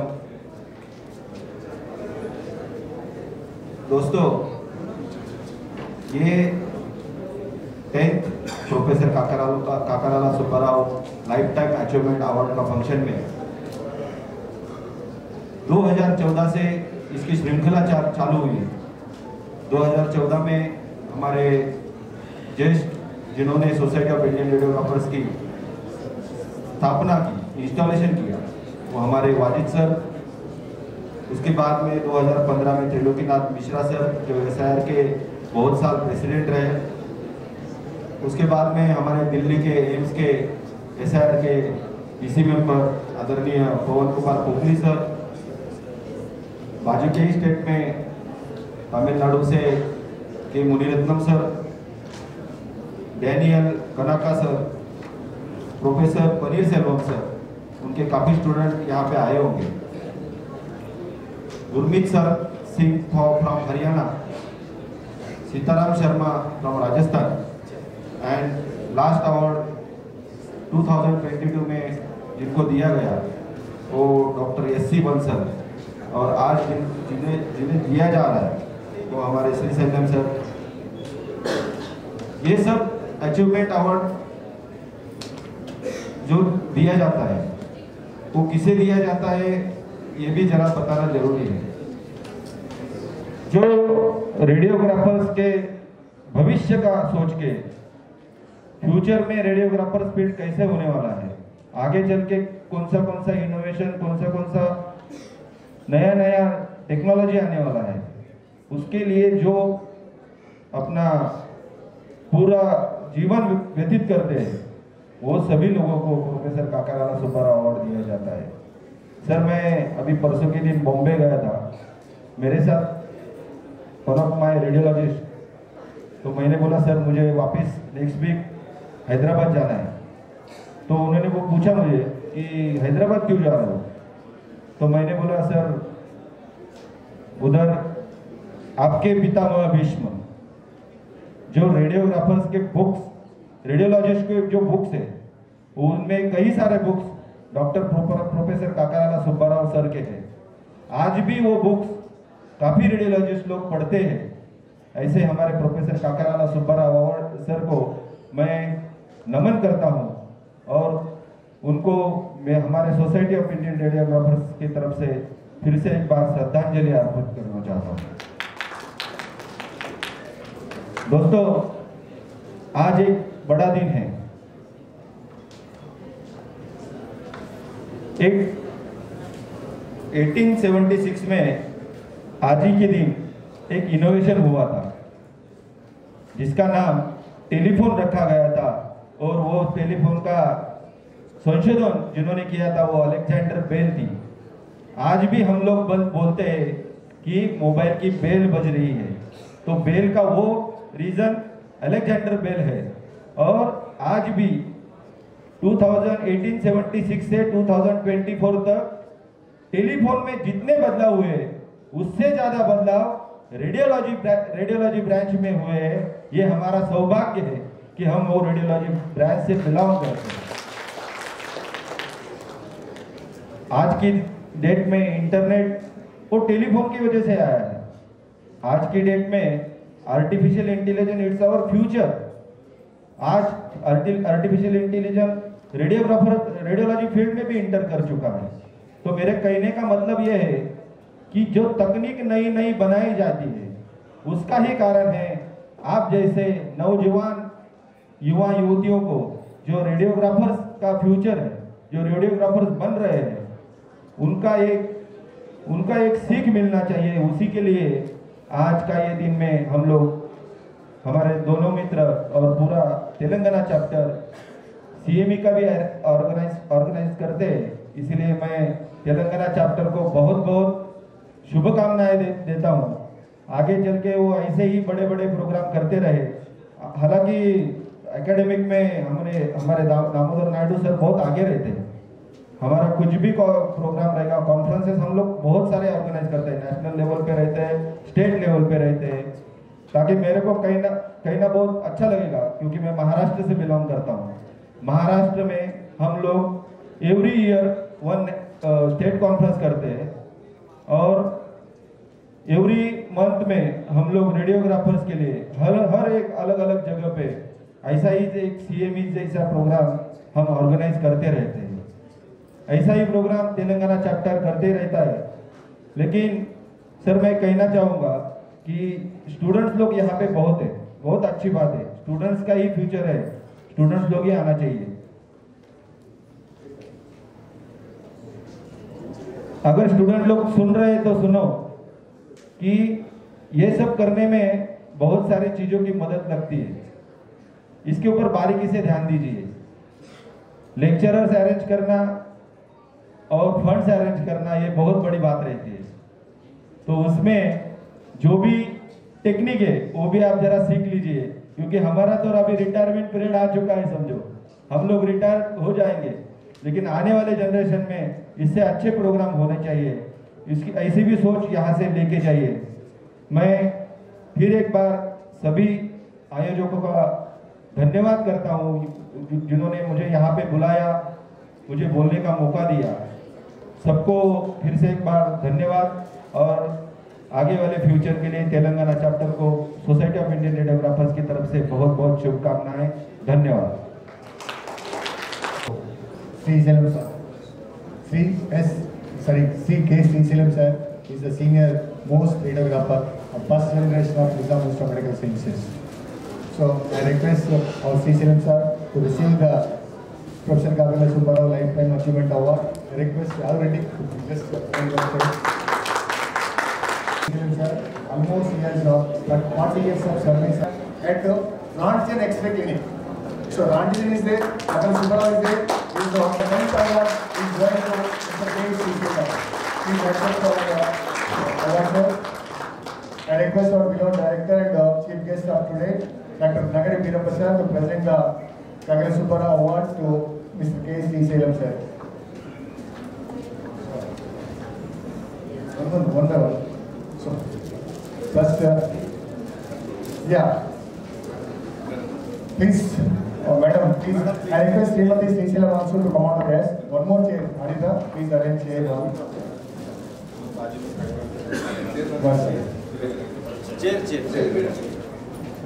chair. One chair, please go on. That one better. Wait.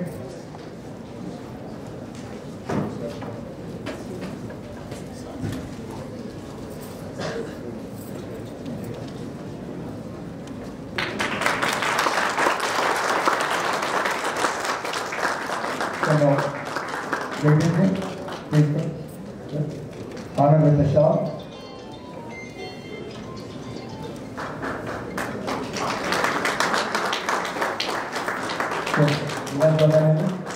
So, present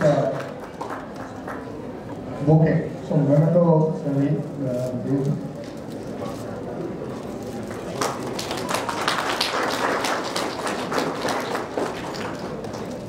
So, I request our chief guest to present the award to CK sir.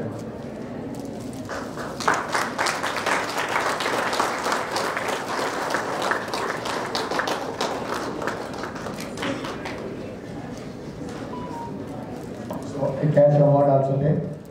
So certificate and cash award.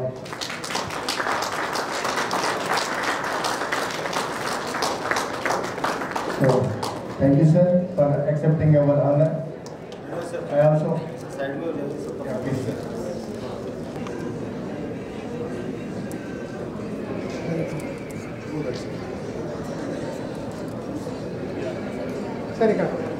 Ready?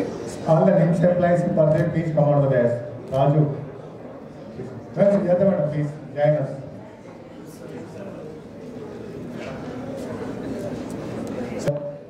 Ready?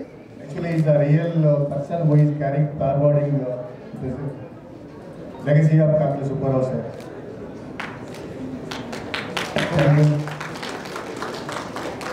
So, please sir, మీరు ఇక్కడే కూర్చొని రెండు మాటలు చెప్తే నేను సంతోషిస్తాను. జరుగుతున్నటువంటి national one day CMA మరియు student scientific paper gold medal మరియు లైఫ్ టైమ్ అచీవ్మెంట్ అవార్డు ఇచ్చేసినటువంటి పెద్దలు గౌరవనీయులు డాక్టర్ నగరి బీరప్ప గారు, director of Nizam institute of medical sciences,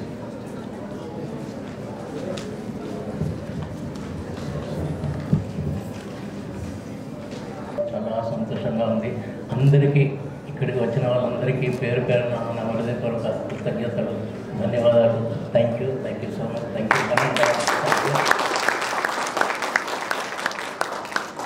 మహానుభావుడు కాకల సుబ్బారావు గారి పేరు మీద రావడం అనేది నేను చాలా గర్వంగా, సంతోషంగా, ఆయనతో పాటు ఎంతో కాలం నేను పనిచేశాను.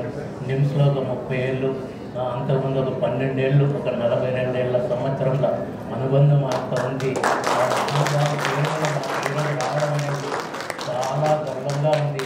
ఆయన పైలోకం నుండి నన్ను బ్లెస్ చేసి ఇప్పించాడా అన్నంత అనుభూతి, సంతోషం నాకు కలుగుతుంది. థ్యాంక్ యూ పన్నెండు. Thank you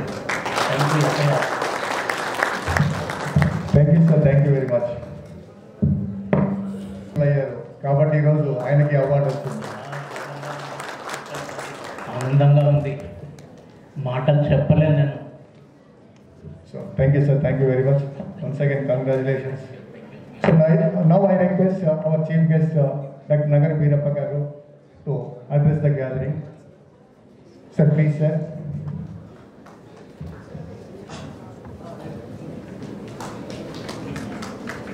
Good morning. For this prestigious Kapil Subbarao Award, Life Achievement Award. Respected Vijay Kumar Kotala, Mr.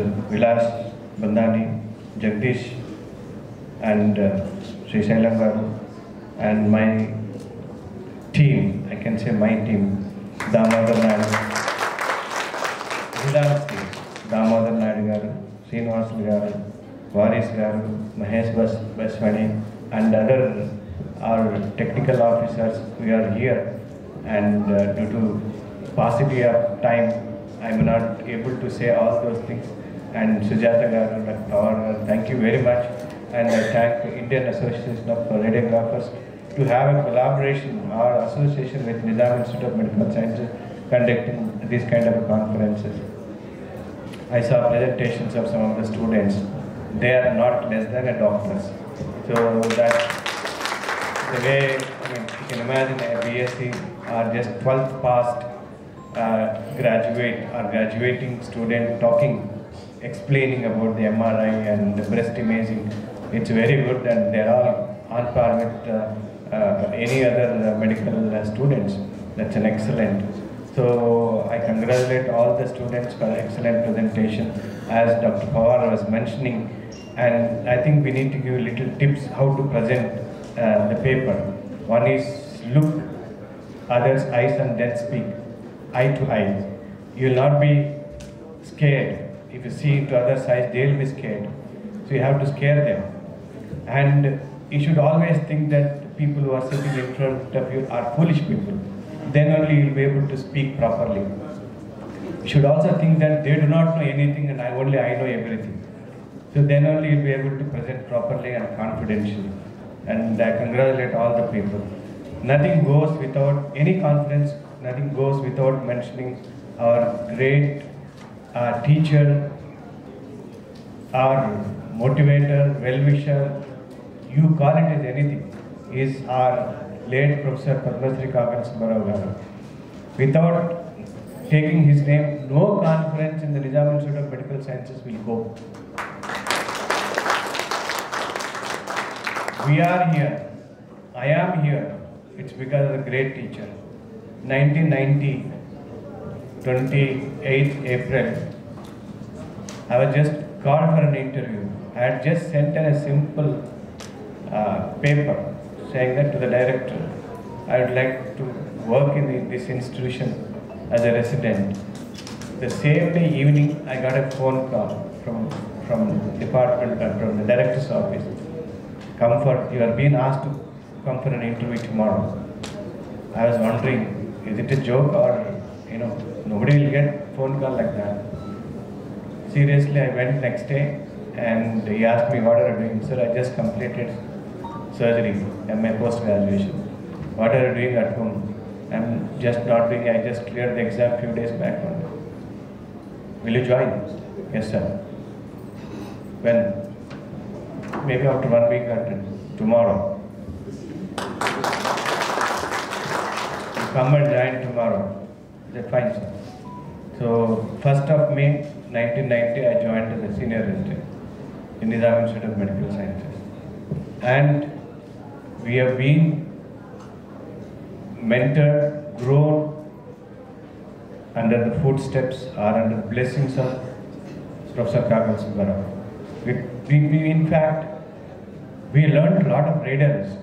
The advantage in Nizams is for any clinician. Is radiology rounds, radiology discussion, CT, MR, plain X-ray. We have passively learned radiology. I can read MRI, CT scan, all those things. Not to the extent of radiologist, but at least 75%. The reason why we have learned, one, we had an interest. Second, we were scared of sir, and we wanted to show off our work in front of the Kakan Subbarao. And we used to take very good photographs, operative pictures, and we used to show him what exactly the portal vein, where exactly the pancreas, how was the tumor, and whether it was infiltrating into the pancreas. So we tried always to impress Professor Kakan Subbarao. So that's how we developed a bond with him.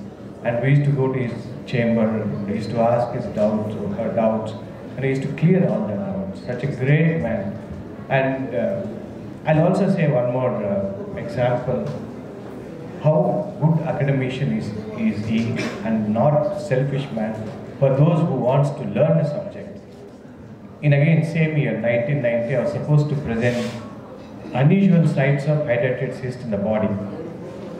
There were few hydrated cysts in the brain, skull, ankle joint, knee joint, kidney, liver, spleen, retroperitoneum, you name it. Almost we had some 35-40 cases. And nobody didn't have slides. So by that time he had moved to Medicity Hospital, Medwin Hospital. So one day I went there, sir, I need some slides. He had not remembered me. He had not remembered that he has appointed me. But he asked me to show the abstract, I showed the abstract. Within 5 minutes, just gave me the slides. Who will give the slides, such a rare diseases? Almost he gave me 40 slides. And I presented, got a prize for that also. And I went to him again, said thanks for giving, and said anything, anytime, please come and ask me the slides, I'll give you. I mean, such a great academician. Who will give for an unknown person the slides, 40 slides of unusual sites of hydrated? That was his commitment towards academics, towards his students. Family members, son and son-in-law both have come here. So give them a big applause. I invite.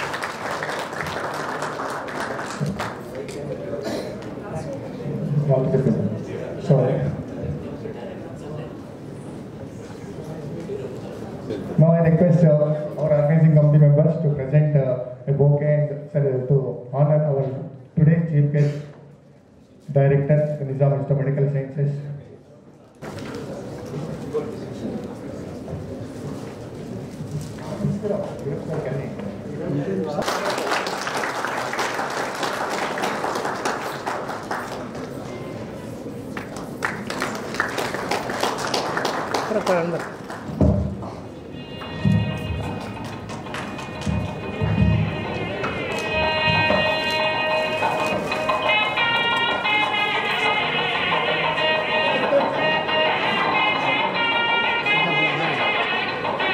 All my senior colleagues of Society of Indian Radiographers, family from Kakarala Subbarao sir, and all my students.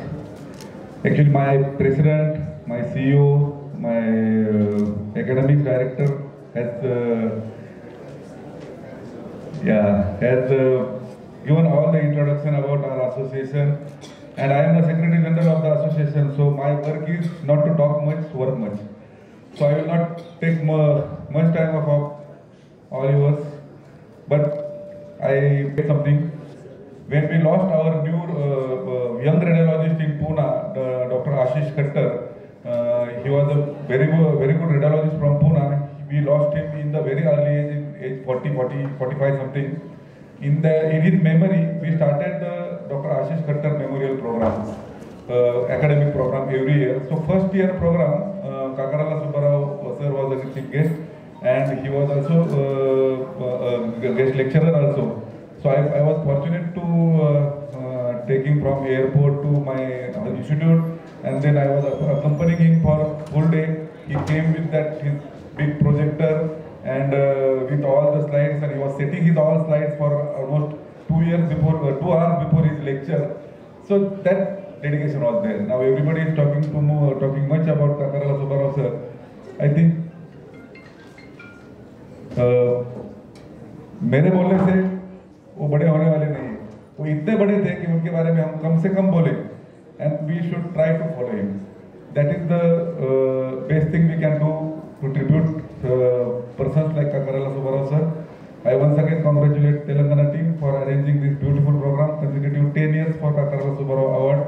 I welcome all my new technicians in the very beautiful family of only 25,000 members of Society of Indian Radiographers.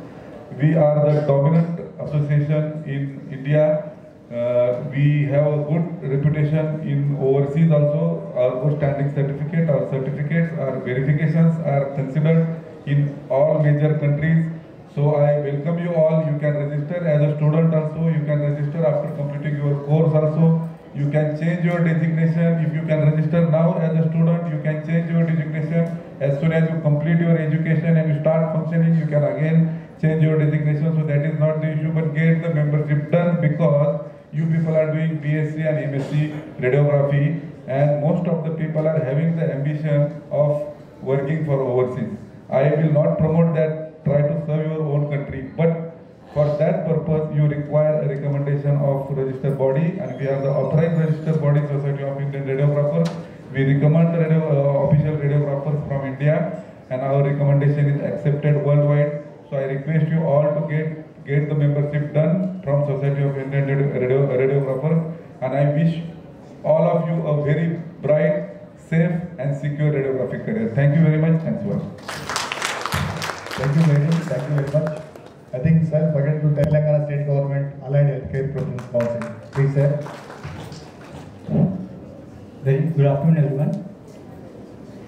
Respected dignitaries on the dais,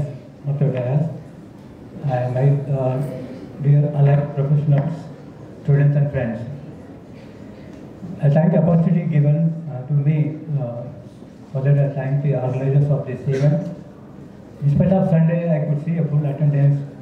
All credit goes to organizers for this event. So I am standing here in front of you. I probably said because of the legendary Kakarala Subbarao sir.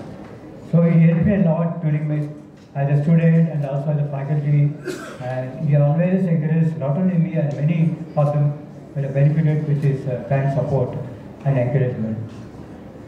As far as allied health profession is concerned, previously we used to have interim commission, but now after the appointment of chairman of National Commission, National Commission is now fully functional. Recently we had a meeting in Delhi with all the states. The recommendation was that they are very serious about closing off all the vocational courses in the country. They said diploma, even the diploma is there, that is only after intermediate, not SSC. So they are very serious, and there are also a lot of discussion from other states. They have skill development programs in allied health. They said no, immediately they need to stop. So they have instructed all the state councils to do immediately to stop, to instruct them to not to encourage them, because the main of this National Commission is to promote the standards of the allied health in terms of proper education and also to improve the institutional infrastructure and professional faculty and also equipments and also code of conduct. These are very crucial for any institutes to have a standards. So now they are working on, first thing they want to have a uniform syllabus throughout the country. Now they are started with a few courses now, and are seriously working on all the 40 allied health courses like. Next, they want to look at the institutional infrastructure. They are very serious about that, and they have a committee for that to look after the performance of the institutes, whichever are not following according to the council guidelines. They are strictly on to close the institute. So that I think maybe down the line, maybe in a couple of months to come, it's going to start in every state. They also said that PMO office also very serious about this, and they are also closely monitoring. That's why a lot of pressure for the National Commission to look at these angles to improve the allied health professionals. I could see a lot of progress. Once you did BSc and MSc courses on all allied courses, including radiographers and other technology courses, you can also do PhD and also do higher studies if you go abroad.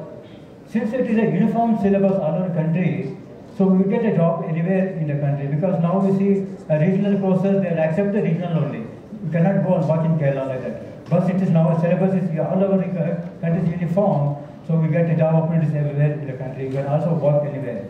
And also because syllabus is strictly monitored by National Commission, it is going to be recognized by other foreign countries also. So a lot of opportunities there. Only thing you need to work hard. Because advancing the technology, we need to upgrade our knowledge. So I sincerely request all the students to upgrade the knowledge, work hard, look at the infrastructure, how it is growing, and to update our whatever knowledge, so that we have a better prosperity for every institution wherever you work. So once again, I thank you all organizers, because I see Dr. Damodar Naidu and also the Srinivas very dynamic for organizing such an event, and also other organizing committee members. And lastly, I could say a few things about the recipient of Kakala Subbarao Award, Sri Saram. Sri Saram Garu, myself, worked almost 3 decades in the institute. My department, biochemistry and radiology, extended department, very close. So for almost 3 decades, we know each other, how sincere you are.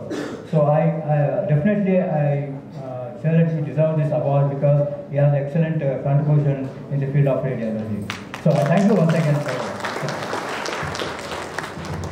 Thank you, sir. Thank you very much. Vasudan Rao Garu to address the gathering. So, sir is the son-in-law of Kakala Subbarao, and I think Naidu is the better person to explain about Vasudan, sir. 2 words.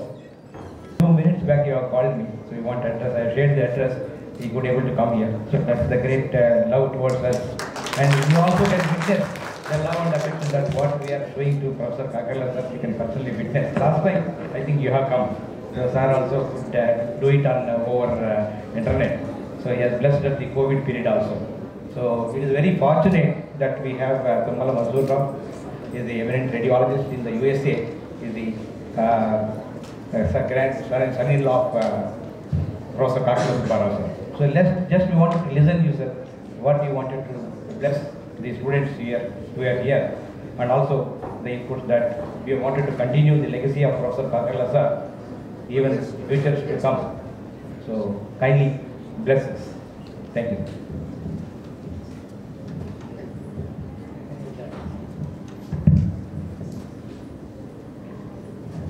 friends, it's an honor to be here to represent, even though it's a very short, brief period, but I could not spend more time than an hour and a half or so.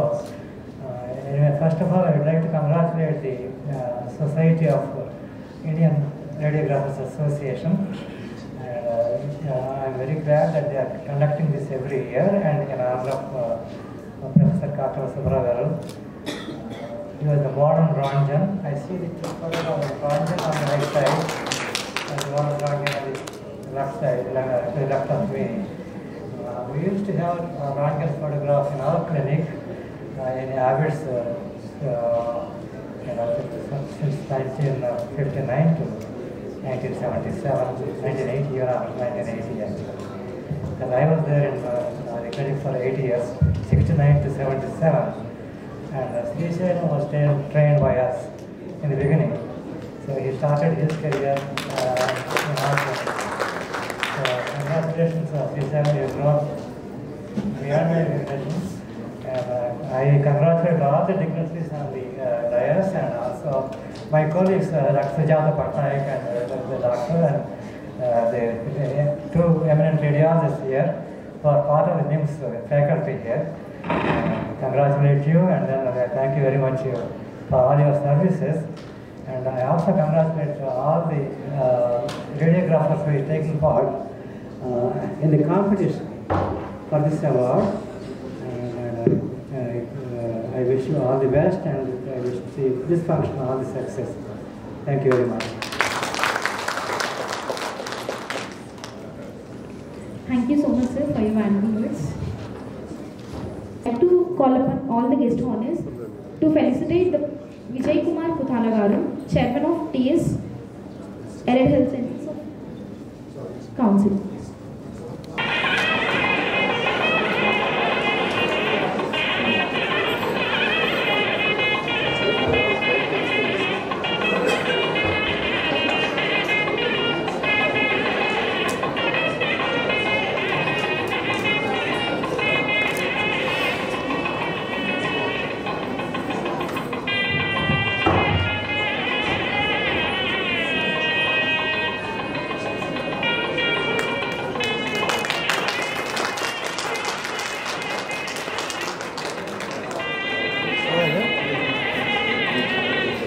Everything is fresh in our brain.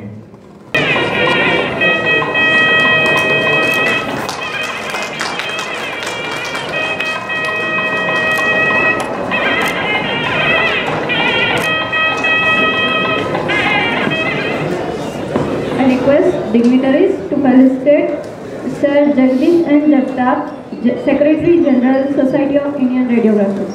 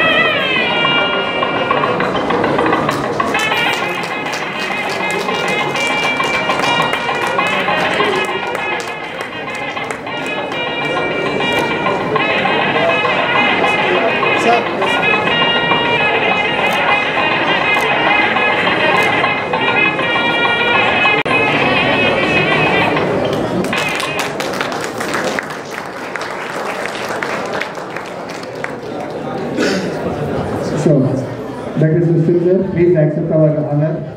Firstly, I'd like to congratulate Sri Sailam. He has been working in our clinic when I was young, when I was 16 years old. He and his nephew were working in our clinic right near our house in Abbotts. And since then, he has shown so much gratitude to my father for employing me there. Then he moved on to NIMS, again under my father. He's been totally a hard-working person, and he really deserves this lifetime achievement.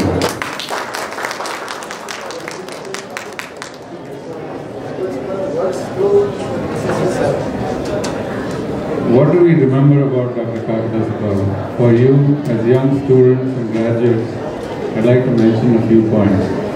My father, Dr. Prof, was considered the 9th best radiologist in the world.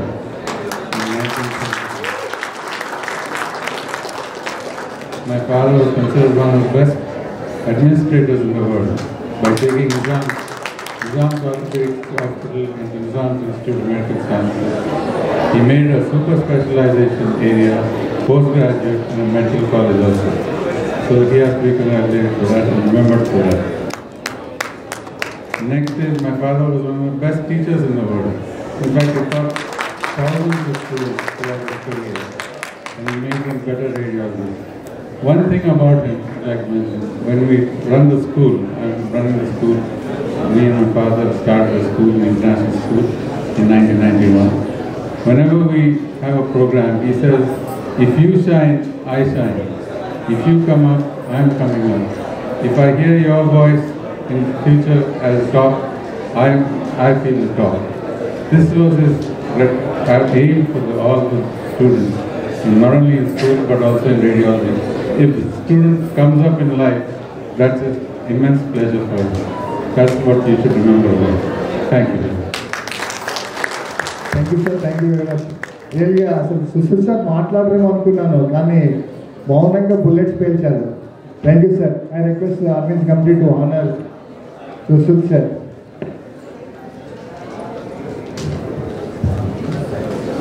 I think I would like to tell two things about the Kakali Subbarao sir. Sir, at the age of 90 also, never used the lift. He always says the lift is for specially challenged people. At the age of 90, after both knee replacement surgery also, used to use the stage. I think Ram is going to conduct a national conference at Lakshadweep. Are you ready to attend the Lakshadweep national conference? Yeah, all our students will appear there, sir. Lakshadweep National Conference. To witness the program, to witness the honor, please join us.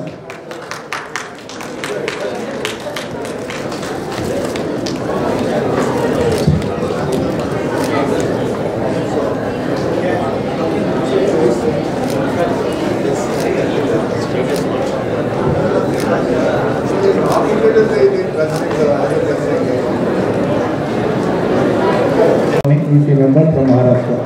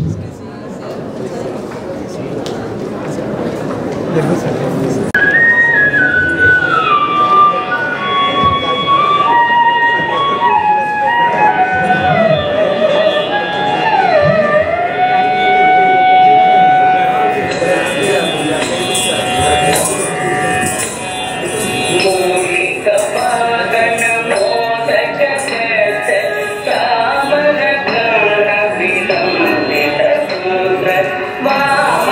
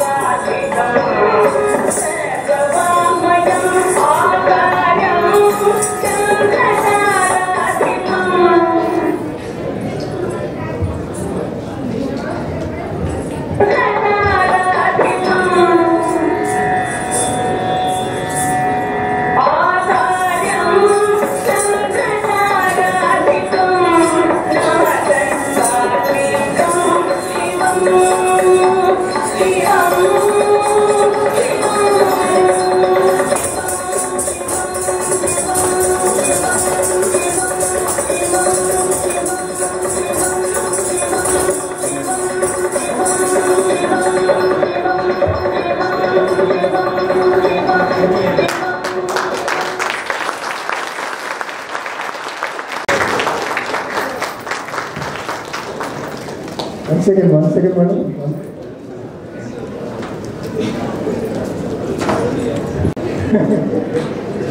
Thank you, madam, for that question. I request Jason to do what, ma'am.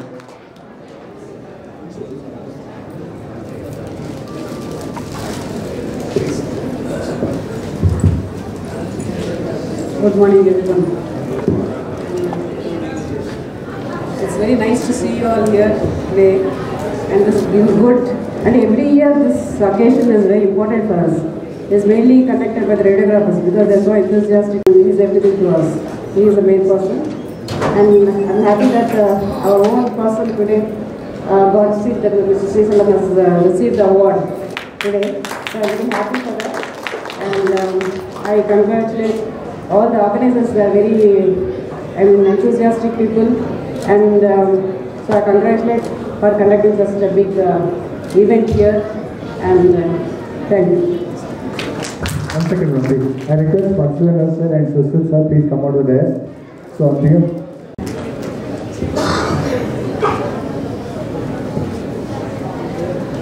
Ms. Naidu, please join us.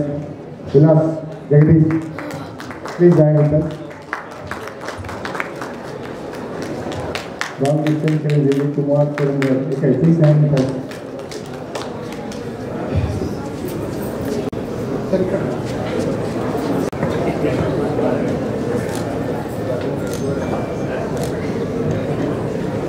Thank you, ma'am.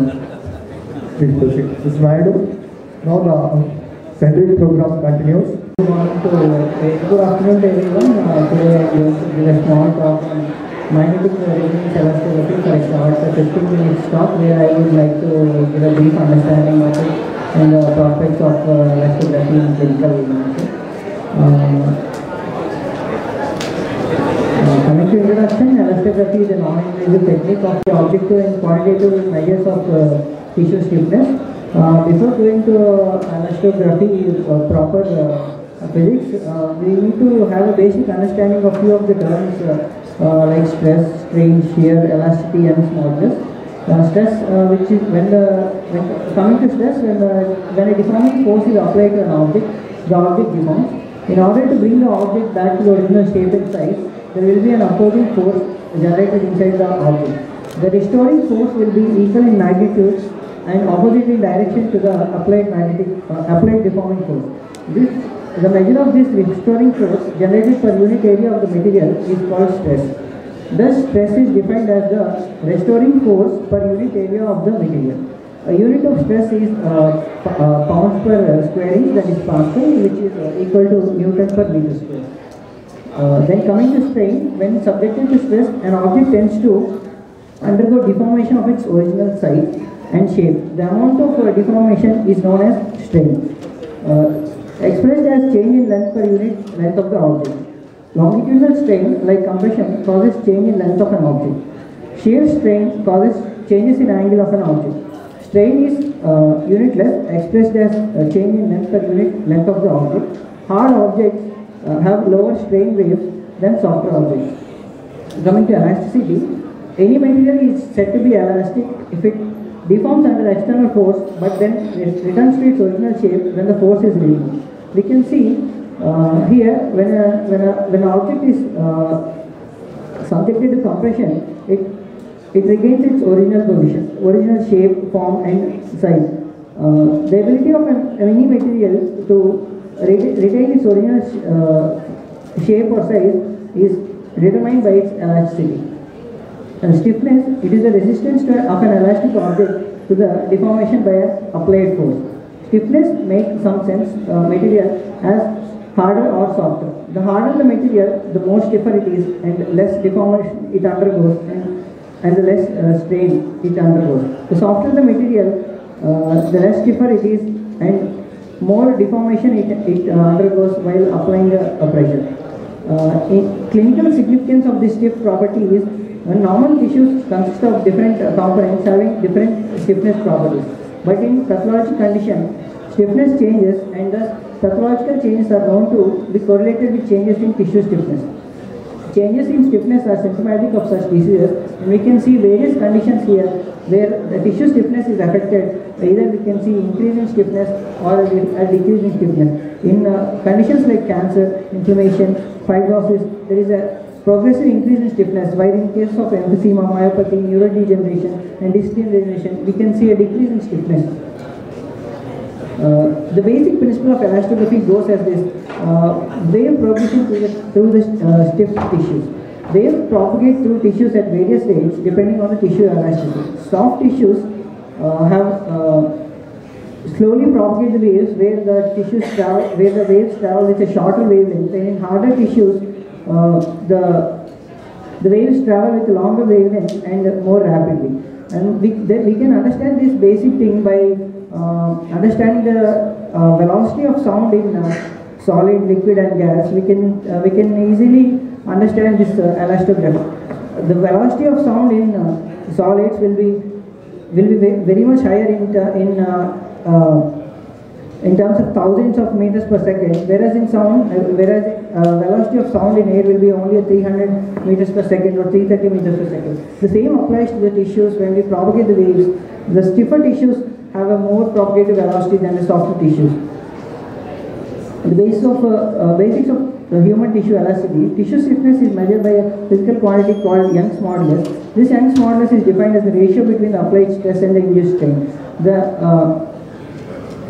The advantages of this Young's modulus is that it gives a better characterization of tissues and it gives quantitative reproduction of clinician's palpation. We can see the Young's modulus of different tissues here, where in case of breast, normal fat has a Young's modulus of 18 to 24, and in carcinoid it rises to around 560 to its upper limit.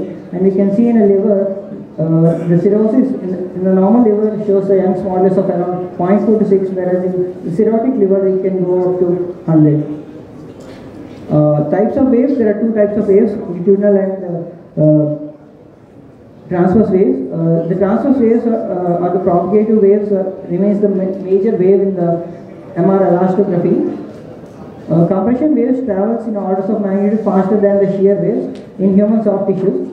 Compression waves progress at around 1,500 meters per second, whereas shear waves propagate at around 1 to 10 meters per second. Because these compressive waves elastography sequence where the motion encoding gradients are applied in X, Y and Z directions. Only Z direction is sufficient for 2D elastogram, and of the MR sequence following that. We have to place a pneumatic actuator, which is a soft pillow-like passive driver used. We are not properly acquiring, sometimes technical difficulties will be there. It is one of the latest applications. So still it has to be standardized, I hope. So any questions from the audience, from the delegates? So if not, yeah. So this is the time.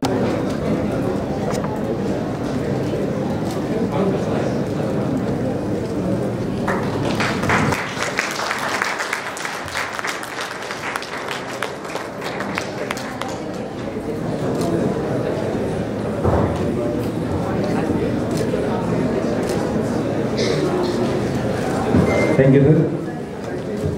Become the partner, educational partner for this excellent program. And I would like to thank I would like to congratulate Mr. K. Srisalam to getting awarding as the Professor KSR Best Lifetime Achievement Award 2023. Okay, so currently I am heading like as a National Product Manager in Samsung.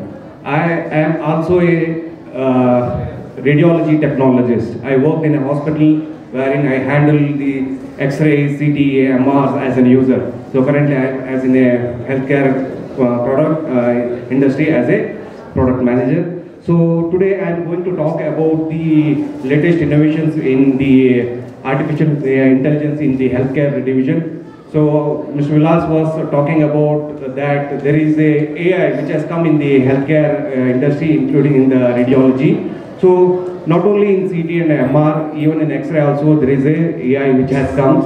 So earlier it was the analog, then the digitalization has come, the next is the AI. So as you are all aware that the X-ray is almost more than 120 years old technology. So being even old technology, it has its own importance in the healthcare industry to serve the patients for the better diagnosis. So in Samsung, what we are doing is that we are trying to adding more tricks to the older technology of X-rays to become the better efficiency of the utilization of the X-ray systems, better to have the better diagnosis and everything. So in this auditorium, how many of you are using the DR systems? Only few, only 15%, 20%. What about the crowd which is there in the backside? You are using DR systems? DR with AI? No answers? Okay. So I am going to quickly go through what is the technology which is available currently in the industry in India. So mainly our agenda is to give the raw data based deep learning or algorithm where it has to access the some of the AI features which we have incorporated in our DR systems. So we have the ceiling suspended DR systems which has been the fully automated system with the robotic arms, so which will be worked based on the pre-programmed positions of different views for the general radiography, and it has the newly technology which has come, that is called as the vision assist. So what is this vision assist? I will just go through this. So you can see there is a collimator. Above to the collimator there is one camera which has been fixed.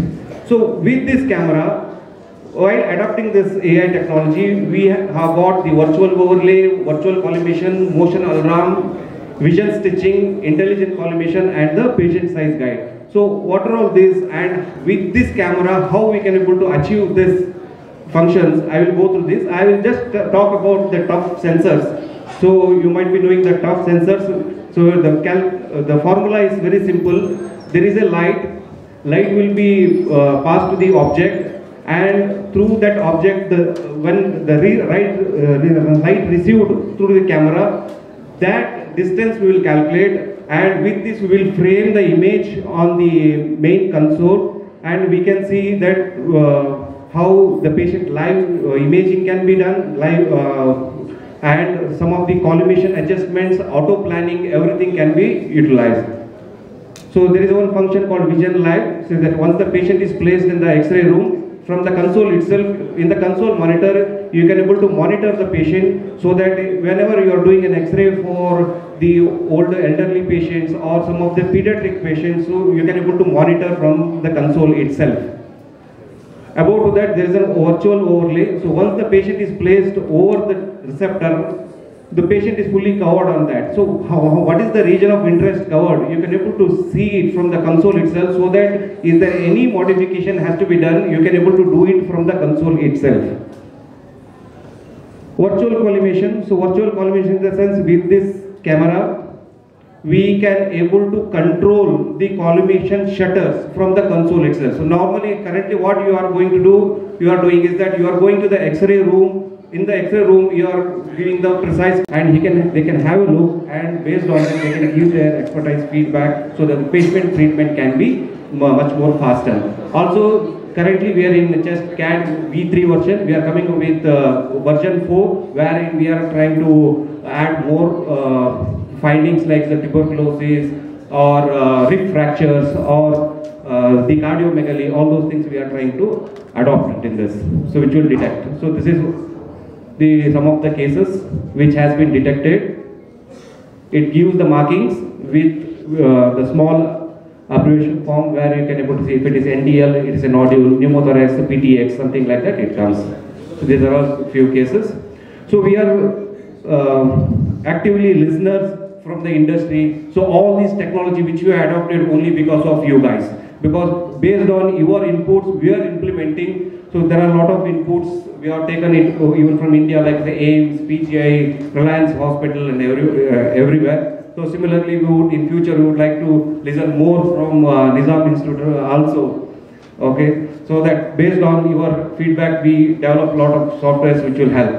So there are few other AIs like SimGrid. So physical grid, when you are here. Please give the mic. One more mic is there.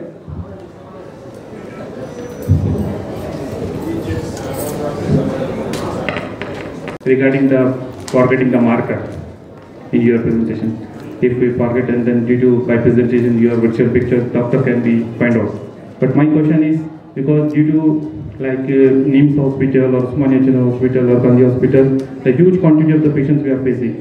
So by mistakenly, if I do X-ray in place of Y, so can we have anything in this EI situation that I can transfer this image to that patient, X to Y, Y to X, image only. By if I take the suppose Gangadhar X-ray I took, but name is Gangadhar, but some other person exposure has done. So next patient is Gangadhar. So can I transfer this image to Gangadhar? So please can you answer to this point of? Thank you very much. Yeah. So while hope I'm audible. By adopting this means that you are seeing the patient live imaging that does not have any regulation issues. But when you are taking a picture, it is recorded. So when you are recording it, you need to hide the patient information so that we cannot able to see which patient is this. That we cannot able to do it. But your question is that other patient X-rays, one more patient which has gone. So unfortunately, we cannot able to see that. So only the operator has to justify that which patient X-rays are what. If I know that this is a patient from if you know that, if you know that, yes, of course, post exposure, post acquisition of the image, yeah, it can be swapped between one patient to another. Yes, you can do that. Yeah, that you can do it. If you know that post exposure, yes, you can do it. One second.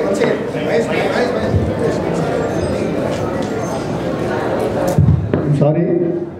Actually, it is passing now. Quarter to people are exam is fully sponsored by Samsung only. So we are very thankful to sir. Even though we don't have physical, that means no equipment lying presently, artificial intelligence making our work very easy. So tomorrow, and definitely without that means now itself for the actor, the groups of artificial intelligence.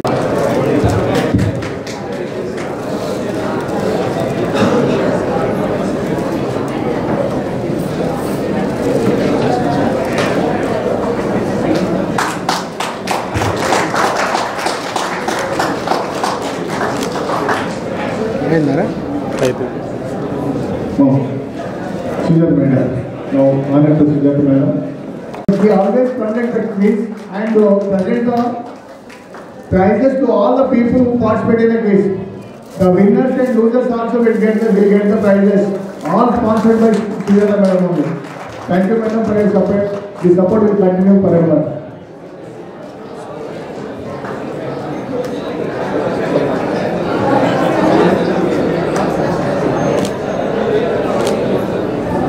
Thank you, madam. Thank you. Now, just all of you are there with you. So, all are sponsored by Private Star only.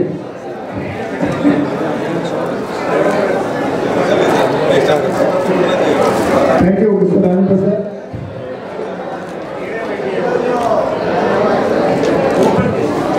So, we special thanks thanks to Samsung team, sir, because Samsung has sponsored this all program as well as all the diaries also given by Samsung. Thank you, sir. Thank you very much.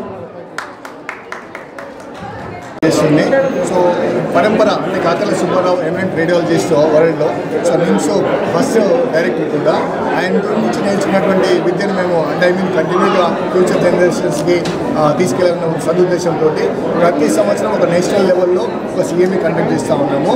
ఈ ప్రోగ్రామ్ని అంటే ఇప్పుడు ఈరోజు conduct చేసిన ప్రోగ్రామ్కి వివిధ రాష్ట్రాల నుంచి, మహారాష్ట్ర నుంచి, తెలంగాణ ఆంధ్రప్రదేశ్ నుంచి, తమిళనాడు నుంచి, కేరళ నుంచి చాలామంది స్టూడెంట్స్ వచ్చారు.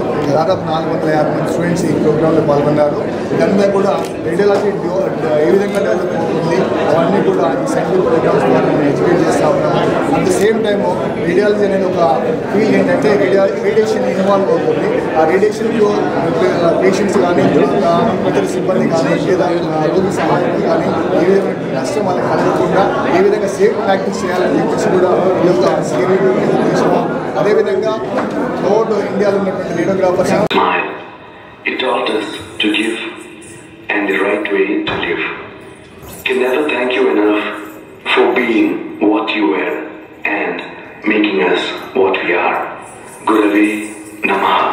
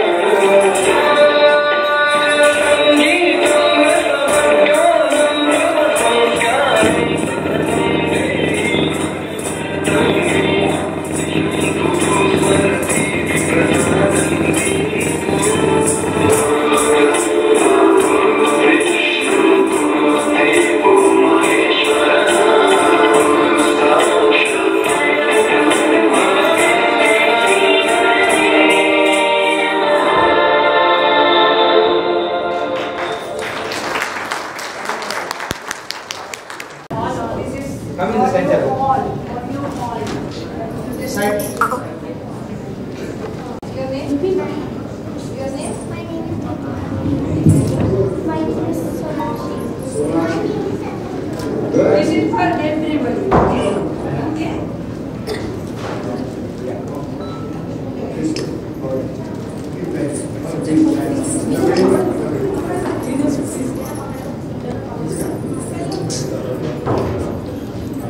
Who brought this key?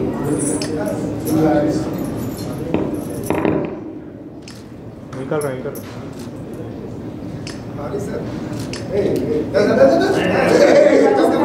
He is very much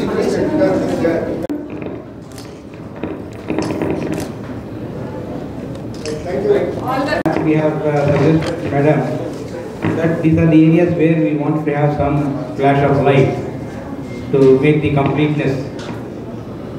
So I request Sujata madam to present the topic. She may be sitting at there where she may feel more comfortable. Early arterial phase, the arteries are opacified, you can see here, and here the rest, the late arterial phase, arteries are opacified along with the opacification of the portal vein. So this pointer is not working. Where you can see the artery and portal vein is also opacified to some extent, and you can see the hypervascular tumor which is there, it is getting maximum blood supply. In this phase, you can also see opacification of the spleen, there is pancreas, there is small bowel, and part of the kidney also is getting opacified. This is the portal phase where you can see maximum blood is seen, blood flow is seen within the liver parenchyma. Hence, this is the different phases. Because of this, abdominal protocols are tailored according to the clinical need. So, before going to the subject proper, I want to just tell you that abdomen is from the thorax to the pelvic inlet, underneath the abdominal cavity, and the visceral layer that is in close proximity to the abdominal viscera. And there are certain ligaments, that is nothing but the folds of the peritoneum, and this is the peritoneal cavity. Behind the peritoneal cavity, what you see is the retroperitoneum. So in this picture, where you can see all these are peritoneal cavity, you can see except in the aorta and IBC, you can see this is the peritoneal cavity. It contains all the solid organs like liver, spleen, kidneys, pancreas, and bowel tubes. Pancreas and rest of the organs are in the retroperitoneum. This is the retroperitoneal cavity. So this abdominal cavity consists of this peritoneal cavity and retroperitoneum, and it has got different structures. So in the cross-sectional image, with the CT data generators, this is a color perfusion map of blood flow, blood volume, permeability, and mean transit time. That is time attenuation curve is plotted. And this from the average ROI protocol you will renal protocol. Which phase you can see? Corticomedullary phase. Very good. That means you have understood. Madam has assessed also. Assessment also has been done. Good. So we will move on to the next topic without wasting time. Is there with us Mr. Murugesh, the radiographer? Over to Murugesh. Good afternoon, one and all. At the outset, I would like to thank KSR Telangana, Damodar sir, Srinivas sir, and the members of NEMS who have organized this wonderful event at Kakarla Subbarao award function, of whom I am standing in front of you all. So I know everyone is a little sleepy, but I'll make sure you people stay awake. So my presentations will have only few videos and few funny stuff that you can enjoy. Only thing I request is I need little silence. You can watch and enjoy the show. So can you switch off the lights, so it will be easier for them to see. So my topic is something called as clinical surveillance and technical stance. That means like you see a patient coming to you, you just observe the patient, you identify what is the problem, you can proceed with the protocols, whatever you want to do. So you see this image. What you see here, you can see that two persons in our sports, they're getting colliding. A road traffic accident, all jambalaka they'll do in the road and they'll go hit their head. And the kid will go for a selfie photograph and he will also go and hit his face and thing. Now, a patient may come to you complain like they have an bleeding from the ears. As soon as they come to you, they say bleeding from the ear, from the ear. They may write any number of X-rays or CT, whatever the thing they want. But still, as a technical person, you should know what to be done, where the injury has to be located. So most common thing will be the temporal fracture when it comes to the ear bleeding along with the rupture of the tympanic membrane. But if you could look very carefully, you can also see air will not be seen inside the brain structure. That means inside the inner table you don't see the air, or in the frontal you don't see the air. If that air goes inside, then we call it as pneumocephalus. Very common sign in the frontal lobe will be Mount Sinai sign. So you have the air, you see the fracture and the temporal lobe. And when you see the patient at the backside of the ears, you could see some kind of blemishness. Of course, that will also know the base of skull also can be fractured. So it is mandatory when you do a CT scan, you also do the recon. Ensure the base of the skull is also properly evaluated and you take a 360 rotation of the image and see if there is any crack. So next image. So what do you think about here? One answer. What do you suspect here? Now? Okay, now? What do you suspect here? So nasal bone fracture is what everyone will tell now. Now the patient is also coming with nasal bleeding. So we all will suspect as a nasal bone fracture. Yes, you are right. When it's a nasal bone fracture, you take the lateral image to see the nose, the nasal bone, but please ensure you are always supposed to take both the laterals, not single lateral. And also when you do, you have to do, you take a scan, evaluate, see for the deviated neck septum, fracture of the nasal bone, and also ensure, see many of the time whenever there is nasal bone fracture, there will be associated fracture of the orbit. Whenever the orbit is fractured, you will have something called a blowout fracture. The content of the eye, the facial structure, the fat plane can also protrude. It is critical imaging and critical notifying. You have to be very careful. That's what you call this MCA dense sign. It's very common. If you identify it, immediately notify your radiologist, and you can see like the biconcave shaped lesion. Then you can see the semilunar shaped lesion or the meniscal sign. And the best methodology we always tell for strokers, you go for a diffusion metal image, do the ADC mapping, you find the difference, you see it, you have a dot, just put one gradient, find the bluing, you got the answer. Only 3 sequence, immediately get the answer. And I'm just closing here. So all the thing what you are seeing, you are all doing regularly. Only one thing is, we are what we repeatedly do. You do it right, you learn it right, you do it perfect. When you do it wrong, no problem as a student, we can rectify at any point of time. But ensure you do it correctly. So excellence is then is not an act, it becomes a habit. Okay? Thanks a lot for the wonderful opportunity.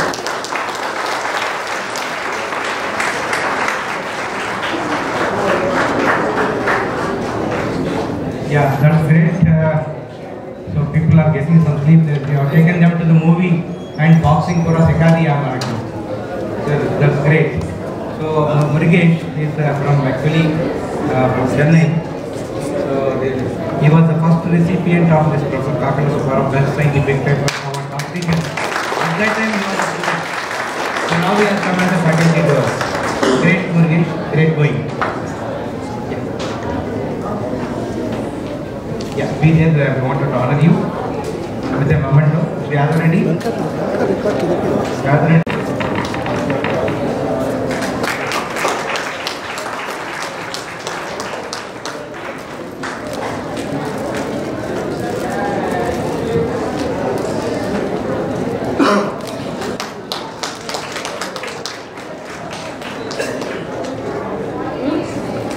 Radiographers, technologists in CT.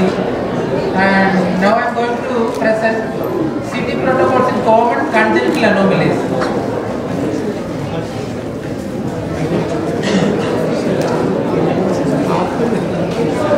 Okay, cardiac CTs, pediatric CTs. Can you hands up please? How many of you are doing congenital cardiac CTs? Cardiac CTs who are doing? Can you please? Cardiac CT. So nobody is doing, no? Sorry. And role of CT imaging congenital is limited because most of the time we are going for an MR study, CMR study, because MRI need a high resolution, it gives a high resolution image for congenital diseases, and it's a non-invasive, but it will take time. And the paining part of the CT is the radiation, but in MRI there is no radiation. And what is the advantage of CT is, CT offers detailed 3D imaging of heart and great vessel, providing essential information for surgical or interventional management. And challenges of pediatric CT. What are the challenges we are facing as a technologist also? What challenges we are facing doing of pediatric CT or congenital pediatric CT? Virtually freezing the cardiac motion is the most difficult part. In the adult cardiac CT also this is the most challenging part, virtually freezing. And small patient size. Then motion artifacts due to patient motion, child patient, no? And then radiation dose management. Then contrast administration also in the ordinary fashion we can't give a contrast in pediatric congenital cases. We have to deliver as in a specified manner and limited availability of expertise. As I asked you, nobody is doing a pediatric cardiacity here now. What are the basic requirements of cardiac CT imaging, both adult and cardiac, congenital? Synchronization of heart rate means by ECG gating we can achieve that, and high temporal resolution. The machine speed, fast capturing techniques we have to use for minimizing motion artifacts. High spatial resolution for thin collimation. Isotropic resolution we needed for both coronaries and intracardiac anatomy. Then fast continuous coverage. As maximum passes we have to cover the whole heart within the minimum time. Then it is a basic idea. This slide will give a basic idea about ECG analyzing. See what is a PQRS complex. And the first thing you have to know the anatomy of the heart. Without knowing anatomy and physiology, never can do the cardiac CT or congenital cardiac CT. See the anatomy, all of you, I think all of you know the cardiac anatomy and valvular anatomy of heart, and the last this thing is the coronary anatomy. Conditions for CT considered in CHD. The modality, which condition we will accept CT. Presence of CMR incompatible implant in the body. MRI is doing MRI is difficult to do with implant in the body. So presence of CMR incompatible implant and higher risk of adverse event of anesthesia required for CMR need a long anesthesia at least for 40 minutes. So in that area also we can go for a CT stent. Yes, sir, this is a basic condition, and that later three, this thing is a rare condition. Patient preparation. These first two points are for adult, and fasting for 4 hours means if patient is anesthesia after GA we are taking. Otherwise, 2 hour fasting is enough as a new protocol. Patient is younger than 5 to 6 years in age will be needed general anesthesia. Below 5 to 6 is anesthesia. Above that we can take it as a general this is particularly like sedation we can need. We can do it. Patient positioning. Feet first supine position is the best position because in pediatric cases we have to expect some emergency situation. So and if we are doing a case in under GA, the head first position means head to be outside and feet to be inside. Feet first position is the best position. IV cannula type size of the cannula. Peripheral IV line is most commonly used for contrast injection for congenital cardiac CTs. Peripheral line is most suitable line.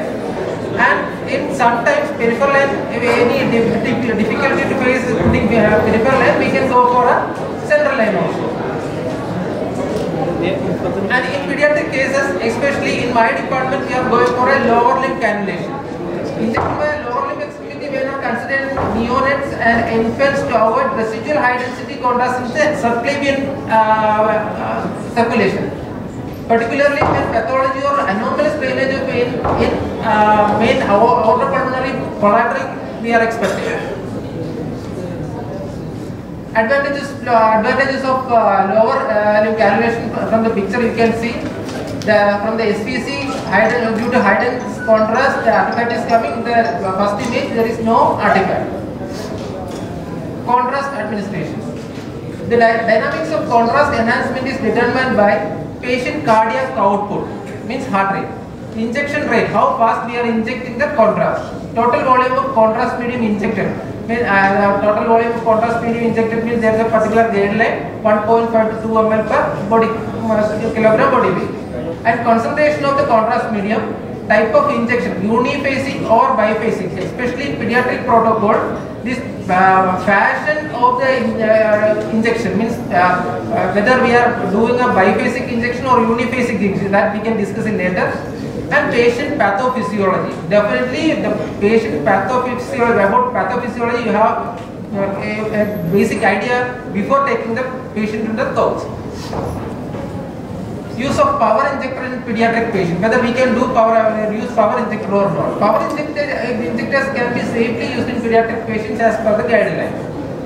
And IV cannula below 24 gauge means it should be a bigger one. More thinner one means the contrast injection will be difficult. And saline injection is mandatory because it will reduce the renal threatening also. And power injection through central line is not recommended in international guidelines. But means through central lines, peripheral lines is okay.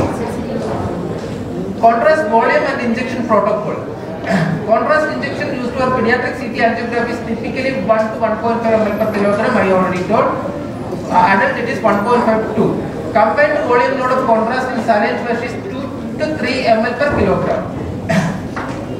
And protocol, biphasic injection protocol, dual phase injection protocol is there, and venous 2-phase injection protocols are there. Biphasic or dual phase injection protocol, what is that? Actually you can see the picture, that yellow A is responsible for a contrast and B is for saline. Basically for angiographic like examination, the same protocol we are using. Like first is contrast injection, then followed by a saline injection. Biventricular injection protocol. Dual phase contrast injection followed by a saline flush means commonly used for a simultaneously pulmonary and aortic angiography. One pulmonary phase we have to cover, then after one aortic phase we have to cover. And useful patient with a TOP, tetralogy of palate, or after arterial situation both right and left heart structures need to be evaluated, because right heart to be evaluated, then after left side of the heart to be evaluated. Method to achieve biventricular injection protocol, how we can tailor, and this is the protocol like in picture you can see. First A is with 4.5 ml fluoride, we are giving 30 ml contrast, then after we are reducing the flow rate 3 ml per second, then 20 ml giving, then there will be 2 contrast phases, then after followed by a saline injection.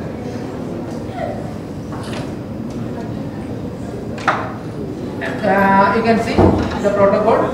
In this biphasic injection, the first contrast injection is 5 ml per second, 80 ml we are giving. This is an adult protocol, but pediatric also we can use, like post-BDG cases. Then second injection is same contrast, but 50% contrast and 50% saline. The same injections. And the last one is saline. This is a venous dual phase injection method used when venous and arterial anatomy both are required, such as single ventricle physiology like BDG cases. In BDG cases, either right ventricle or left ventricle will be on roll. A percentage of contrast is given, means 30 to 50% followed by a 30-second or 60-second pause. Then after we will give a second phase contrast. First contrast, then 30 to 60-second pause, then we will give a second phase. See the table. And how the contrast means how we can start the examination. Automatic bolus tracking is there, manual bolus tracking is there. Dynamic sequential scan with the 2-second interval we are taking, and when the threshold, predetermined threshold, it reaches in the ROA, then automatically machine start the scan. Then what about ECG gating? This is just a basic idea. ECG gating means we have to virtually, means which phase we are getting as a virtually freezed heart. That is a main thing when we are doing a cardiac CT or congenital. And there are several methods for ECG gating. The main method is retrospective method and prospective method. Retrospective method, the whole ECG we are acquiring without any gaps, but in prospective method we are just exposing the RR interval, means end diastolic phase intervals. And the main topic, classifications of congenital heart diseases. This before doing a congenital heart disease, we have to know the pathophysiology and anatomy of the disease. Without knowing a normal anatomy, we can't go for a variant anatomy. Without knowing a variant anatomy, normal anatomy, we can't go for a congenital cardiac CT and assessing the pathophysiology. There are main classifications are increased pulmonary flow defects, decreased pulmonary flow defects, and post-operative conditions. Increased pulmonary flow means from the right heart, blood is again flowing to the lungs, then the tension of the lung is become more. So increased pulmonary flow create pulmonary hypertension, and decreased pulmonary flow also there, defects also there. We can discuss in the next slides. And post-operative conditions. After operation, after correcting the congenital diseases or after palliative surgery, we will for assessing we will do a cardiac CT. Classifications of CHD: acyanotic lesions and cyanotic lesions. Acyanotic lesions mean it will create cyanosis. What is cyanosis? Cyanosis means the bluish color in the nail bed, face, and under the skin. And acyanotic lesions which will not create a cyanosis, and this cyanosis is due to deoxygenated or oxygenless blood in the body. Then only the bluish color will come. So the classification, the previous slide I have told increased pulmonary blood flow and decreased pulmonary flow. See, acyanotic lesions are creating increased pulmonary blood flow always, and decreased pulmonary blood flow variants, and even normal also there, normal flow also there. So for your exhaustive talk on that, you can talk to him directly. He will be available for another 15 minutes. He will be available. Yeah, thank you. So now may I request the guest speaker to be honored by Mr. Pullaya, the senior radiographer from Gandhi Hospital.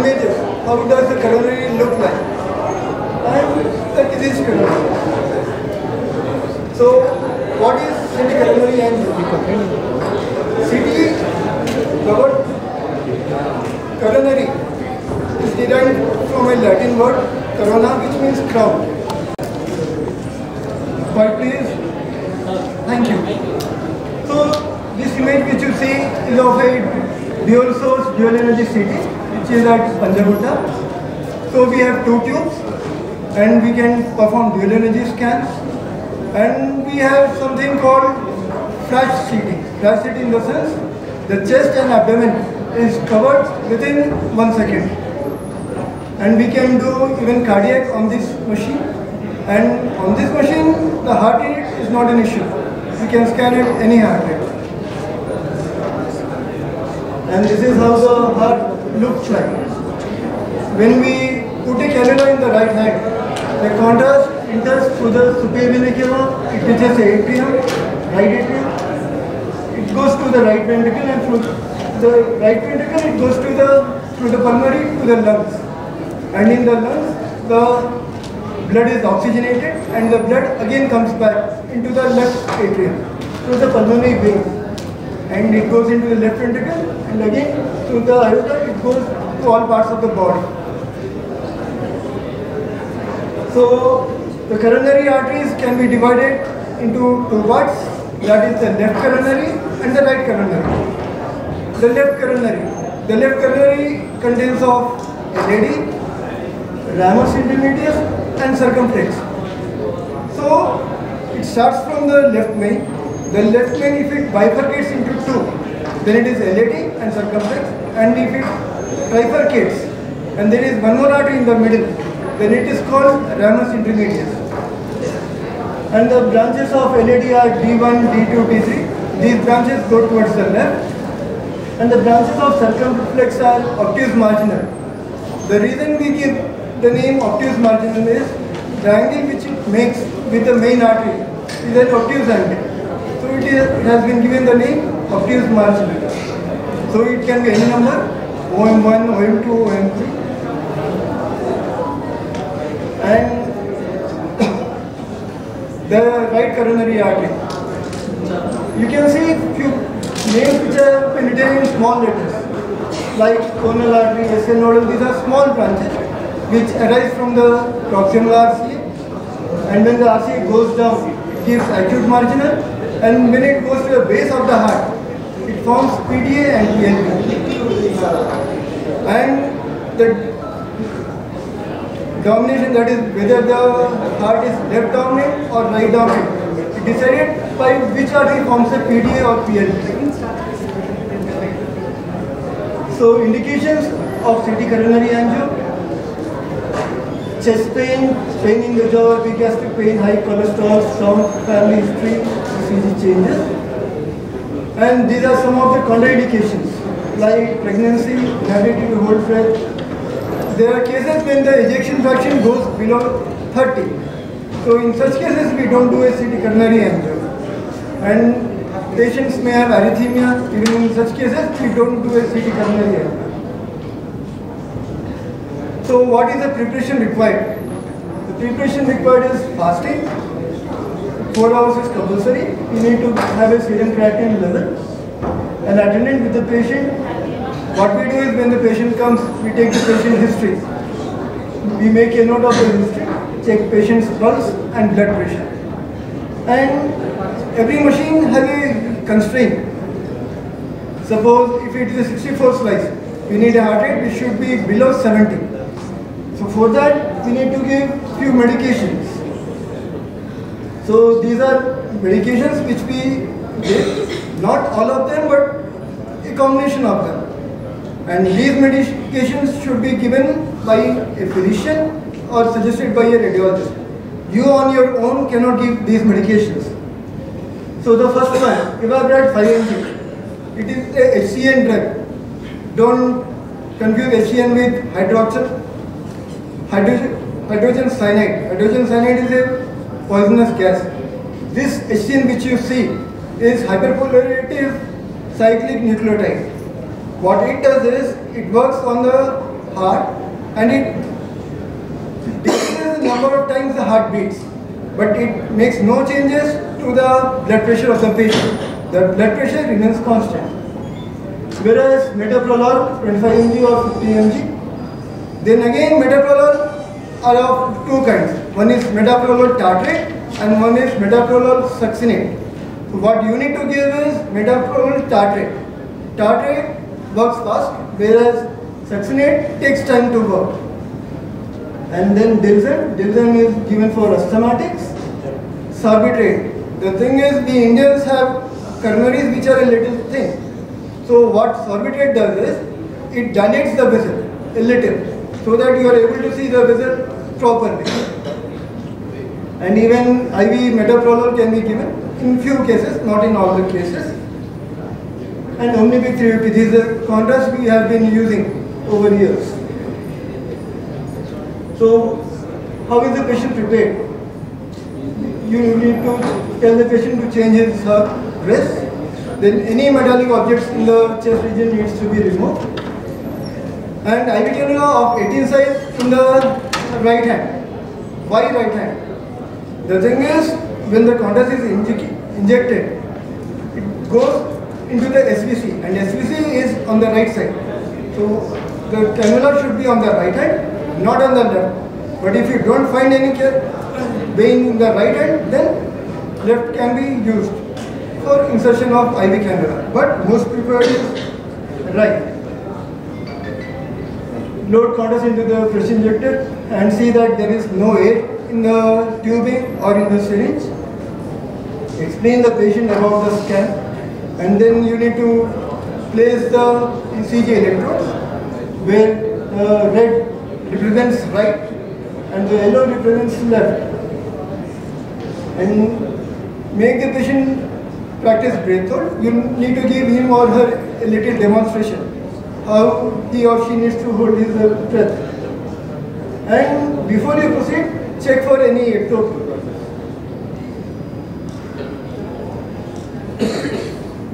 This is how the electrodes are put. Red on the right, left yellow on the left, and the black one will be just below the right, and it is a green towards the apex. So at times people make mistakes while placing the ECG electrodes. If you can see here, the wiring should be backwards. It should not interfere with the region of scan. Here in the previous presentation also, the normal ECG was shown. So one question to the students here. What is systole and what is diastole? Any one of you? Yes, exactly. Systole is a contraction, whereas diastole is the relaxation of the heart. You can see here, this thing, that is the heart peak. Heart peak is the place where the heart contracts. It is like this. And somewhere here, this is a diastole. In diastole, the heart relaxes. So in systole, what happens? When the heart contracts, the blood is going out of the heart. And when the heart relaxes, the blood is coming in. So the coronaries are filling up. So when we do a CT coronary angio, the rule of the thumb says, if the heart rate is below 70, then we need to look at the diastole images, that is this part. And if the heart rate is high, say more than 80 or 85, then we look at the systole images. So when you have kept the ECG, check for ectopics. A atrium or a ventricle is contracting a little prematurely. And after that, there is a long gap. As you can see in the second ECG, there is a long gap, and after that, again there is a normal peak. So being a technologist, how would you catch hold of it? Whether there is a ectopic or no ectopic? In your starting years, you'll have to look at the numbers. How much is the heart rate? If it is say 70, 72, plus 2 minus 2 is 5. But no. If there is a aortic stenosis, sorbitate is contraindicated in aortic stenosis and even in bradycardia. And there are times when the scanner will stop on its own. Suppose if the heart rate goes below 40, say 30 or 35, there are few scanners which abort the scan. So you can proceed with the scan. So we need to check out the 2D echo report or not? You need a 2D echo. In 2D echo report, what we need to check the? 2D echo, if you have a 2D echo, you need to check the ejection fraction. How much is the ejection fraction? Is there any aortic stenosis? Okay. That can be ruled out. And accordingly, you can plan your study. Suppose according to year, up to which mark we can do the cardiac angio? Above 30. Above 30 is if the EF is above 30%, that is, okay, you can do a CT coronary angio. But if it goes below 30, say 15 or 20, then coronary angio is contraindicated. We don't do a coronary angio. Okay, fine. And what is the black flow? What is the? Back flow. Back flow, that is retrograde flow. When we do a CT coronary angio, we cannot say whether there is a back flow or not. That is retrograde flow or not. Whatever here is slow flow, antigrade. Back flow you can rule out in when we do a cath lab angio. There you can rule out, but here it is difficult. Yes, sir. Thank you. Any more questions?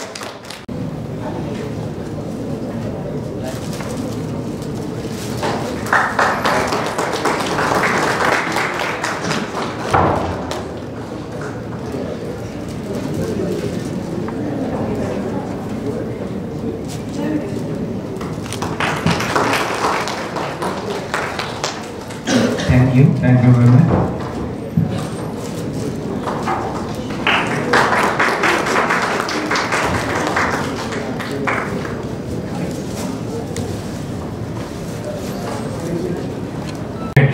you are the one of the judge.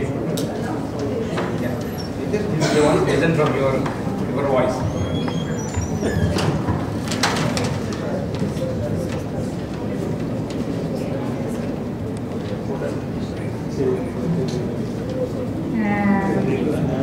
Guess who got the prize? It's Revati from Ravi.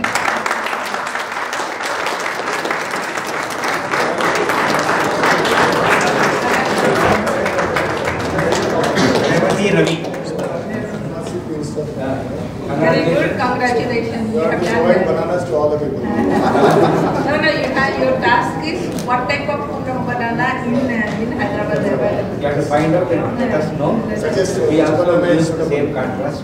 We can be economical. All bananas are not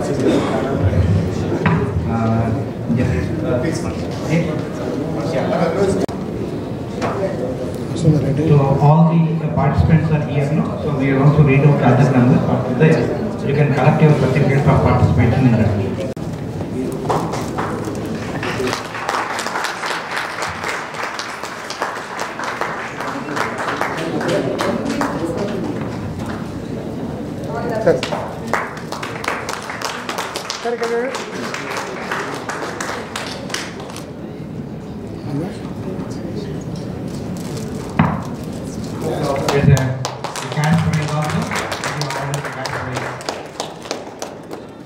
Thank you. Convey our regards to your teachers. So Madam is also one of your teachers, no? So your friends. Yeah. So he said to look after our children very well. As just as the hospitality is concerned. Other things are just with the judges.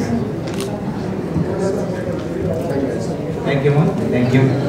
All the best. Yeah, I just read out Chitra Tirunal Institute of Medical Sciences and Technology, Trivandrum.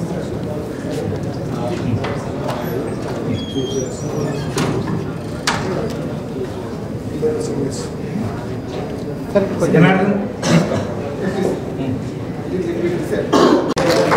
Thank you. So, we are focusing on pseudo continuous JSL MRI input. Congratulations. Then Mr. J. Karthik from Government Kilpauk Medical College, Chennai. He presented on applications of DTA in stroke patients.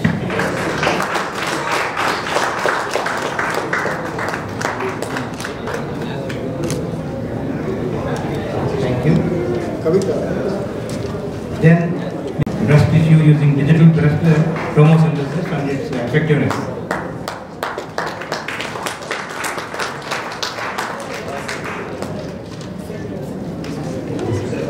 Then Shrestha Mukhtar Fatima Medical College at Gandhi General Hospital.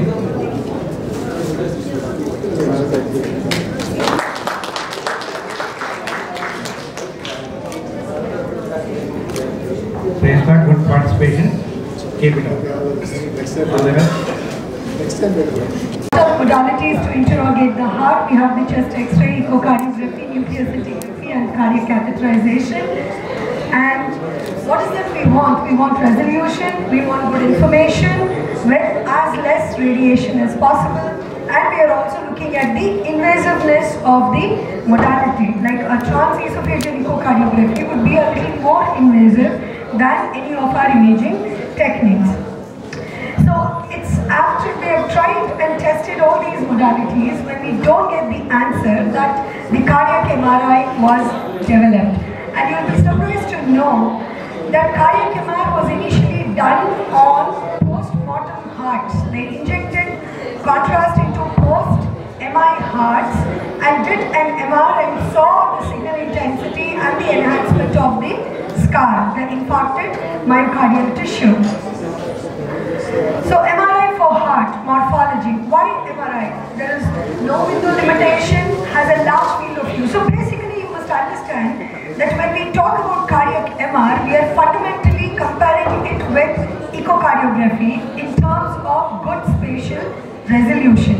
See, cardiac CT has its place, but in the day-to-day clinical practice, we are going to compare cardiac MR to echocardiography. So when we don't have conclusive answers in echocardiography, that's when we turn to cardiac MRI. So when you talk about echo and versus MRI,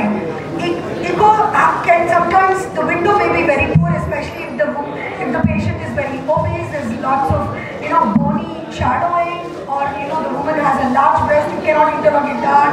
So you can look at it much better on MRI. So there is no window limitation. Has a large field of view, can provide 3D imaging, and it's accurate non-invasive assessment of right ventricular mass and function, and also the left ventricular volumes. You remember that cardiac MR gives the best functional information among any of the investigations for heart. So if you have done a good volume calculation on a cardiac MR, it means that your measurements are more accurate than the person who has done the echocardiography. MRI offers high contrast between stationary tissues and circulating blood, and we'll see how we do it. So what are the basic functions and the anatomy that we are looking at in cardiac MR? So we want the anatomy of the heart, we want the global and regional contractile function of the heart, the regional myocardial tissue perfusion, regional myocardial tissue characteristics. So you want to know, has this myocardium developed edema? Has this myocardium developed infarction? Has this myocardium developed fibrosis following an MI?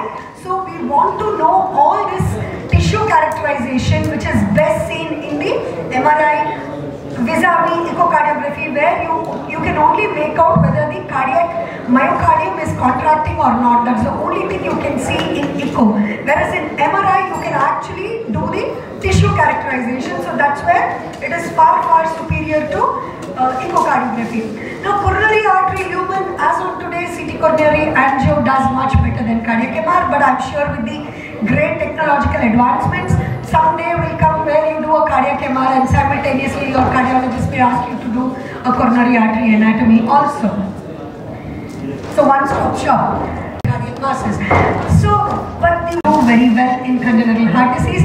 But again, when you want the functional assessment, where you want the QPQS, especially in TOF or a corrected TOF in the suspected shunts, and you want the functional information, you resort to doing a cardiac MRI. So morphology, the best morphological images are those obtained with fast techniques requiring acquisitions in breath hold held in mid-expiration. So this is one of the challenges in doing a cardiac MRI, and that's where we are all trying to see if we can get the hardware, better hardware to run our cardiac MR much faster. So the breath hold times are less, because you must understand, we don't have a normal walking patient for a cardiac MR. These are patients who have had an MI or are in CHF following an MI, or they have a cardiomyopathy, so there is compromised cardiac function.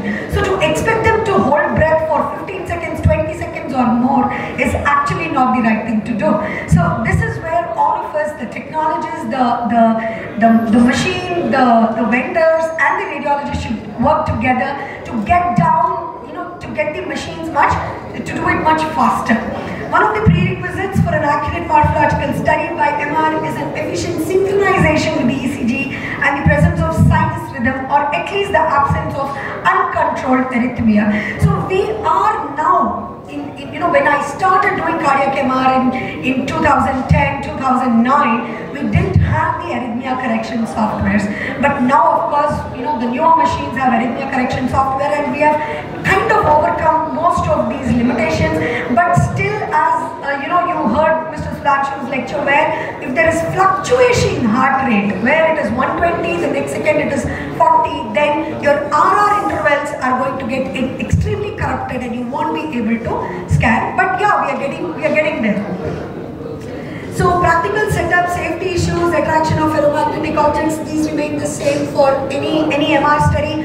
Also the RF-induced heating and peripheral nerve stimulation in the MR environment. Permanent pacemakers and ICDs, the old generation, the 2010 and prior ICDs did not have the MR compatibility mode, but now the newer pacemakers have an MR compatibility mode, so you can turn it off when the patient is coming into the MR and then do the study. So now pacemaker is actually not a complete contraindication to do an MR study, but then temporary pacing is still a problem. So temporary pacing, you may still not be able to do a cardiac MR, but permanent pacemakers, you can have the MR mode where you can turn it off and then finish the MR and then turn it on again. Of course, with a cardiologist in the standby, get a resident to stand there with you, right? Stents, coils and filters, give at least 6 to 8 weeks. Ask the patient when was he stented, or the coils in the brain, all of that. So just leave 6 to 8 weeks and then you can go ahead and do a cardiac MRI, not a problem. Even stents in the heart, it's not just the cerebral stents I'm talking about, it's also stents in the heart. Just 2 months and then we can go ahead and start doing an MRI. Pulmonary artery catheters, potential for excessive eating, hence it is considered unsafe. Heart valve prosthesis, the current last 1.5 decade, all the heart valves are good. The previous ones, the mechanical valves which were put in the 80s and 90s, those are not MR compatible. So you must very clearly ask the patient. Usually they forget because now they'll be 65 or 70 and they would have had an MS in their young age, and then so you have to get the details of the valve. And if you're sure that this is a metallic prosthesis that was put, then you can't do an MRI. So don't refuse the patient right away, right? So aneurysm clips, carotid artery vascular clips, insulin infusion pumps, all are again contraindications. ECG gating, again it's a retrospective gating. Mr. Sudhanshu explained what is retrospective. Nice talk on cardiac MR. Usually, initially people will have the difficulty in planning itself. Once the planning is done, most of the things will become easier. So that's what Madam also wanted to tell. I would like to ask you, like between 1.5 to slant. See, we must understand that heart is a moving structure. So the lower the strength of magnet, better will be your images. But now, old generation 3Ts did not have movement correction, so they were not giving us great images. But now the current 3Ts are good for cardiac MR. But if you can't afford the latest 3T, then you afford a good high-end 1.5. 1.5, good 1.5 with completely loaded cardiac software is good enough to do great cardiac imaging. Yeah, what we believe is like compared to 1.5 Tesla and 3 Tesla, where even the time also slightly it is changing in 3T, yes. Where again we need to know about the trophy frequency, where we get the least artifact, and that we should put it again, it is making little bit 1.5 is far easier. Yeah, 1.5 is very easy. 1.5, but usually we have the wrong notion that always 3T is higher. For cardiac, 1.5 is a far easier magnet to work with than a 3T. This is not like brain. Yes. In fact, when we were buying a 3T, because cardiac had started and we were doing a lot of cardiac on our old 1.5, we didn't want a 3T. Correct. We said so much cardiac is coming, we'll take a higher end 1.5 which has good MSK coils and all of that to improve MSK. MSK and brain tractography is the biggest advantage of 3T. Correct. Other than that, I think more or less 1.5 does everything. So this was the argument we had. Even today I love 1.5 cardiac images than a 3T cardiac image. But yes, now technology is good, but if you can't afford 1.5, good 1.5 is great for cardiac. Thank you, madam. That's great. Yeah. Thank you very much, madam. Now it is time to honor.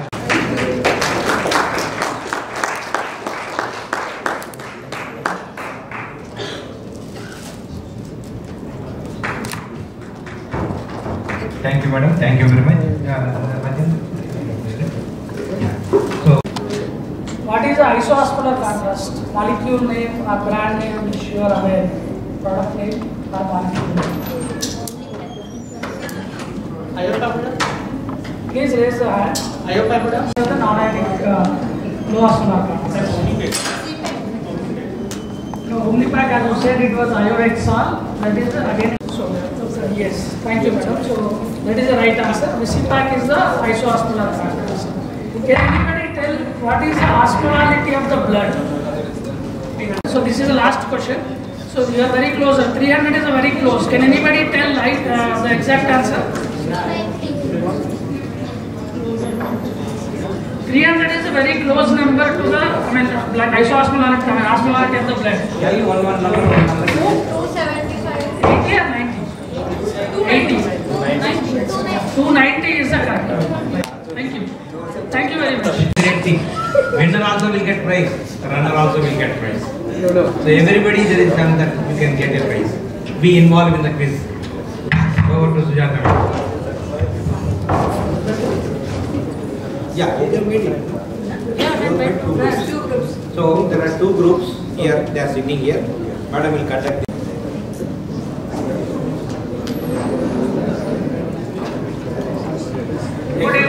everybody. The rules are like that. There are two groups, Group A and Group B. Each question will be asked, first question will be asked to Group A and second question will go to the Group B. There is no pass on and all are 1 mark marking, either 1 or 0. Okay? In between there are answers. Whoever first answers, he will start. I think we'll start the quiz. Group A is, whoever Group A, 20 seconds because it's very easy questions, very easy answers, very easy questions. So only 20 seconds are given. Okay? And Mahesh will put down the marking in the paper. Okay? So your quiz starts.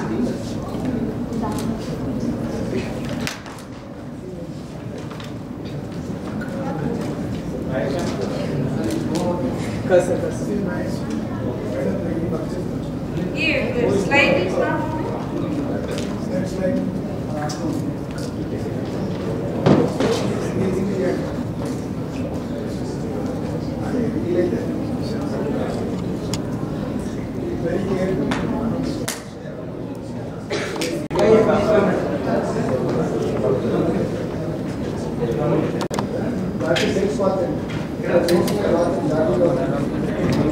now it will start. Yeah. I'll go of the techniques, then some fun, and then it is a few questions about instruments, and last will end with fun. Okay? You have to tell which area is involved, anatomical part. Group A.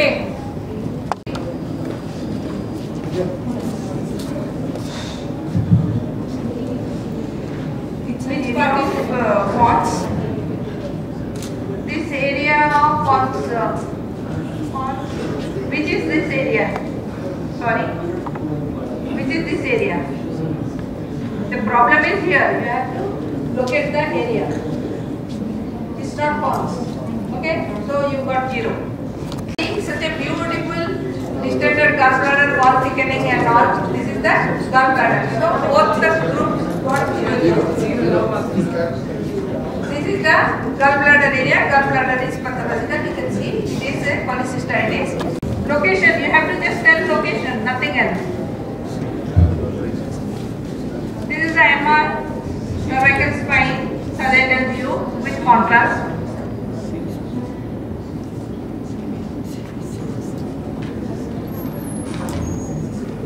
Every day you do MR. What is the area? No. You should not. You should not. For you, questions are there. It is in cervical vertebral disease. Which cervical? Upper or lower? Upper cervical. Okay. You give 1 mark. Why is there? Then group B. Where is the pathology located? No, sir. Where is the pathology located? Which one is the pathology and where is the pathology located? Anatomical location. Stomach, not stomach. No prompting from the not participants. Try located.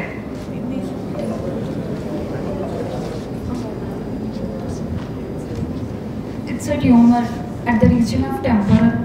Very good. You have answered this partially correct.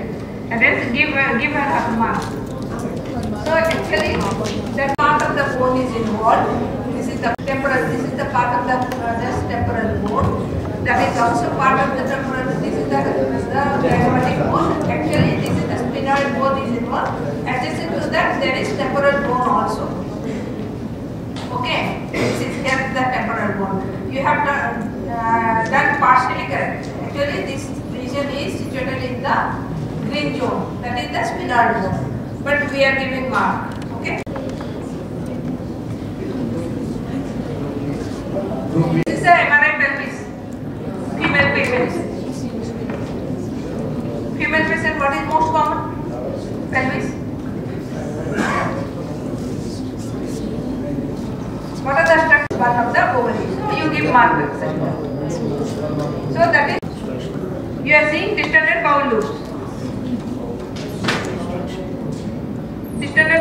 located in the center or in the periphery?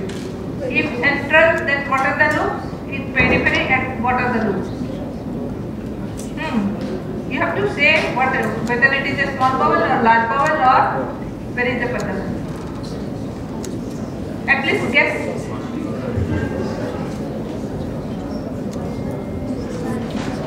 Ascending colon. Wrong. This is not lateral. This is in the center of the abdomen. You are seeing multiple small vowel groups. You can see bundle is coniveris. So it is a small vowel. Okay? But large vowel will be at the periphery.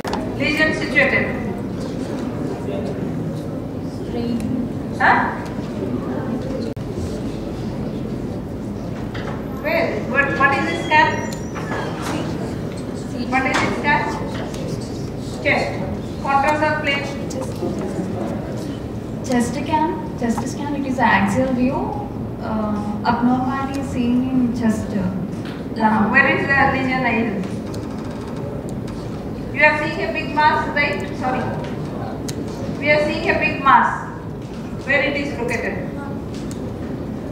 Okay. Clue is mediastinum or lung? It is in the mediastinum or in the lung? Mediastinum. Okay. Thank you. This is all. 1 mark. Abdomen.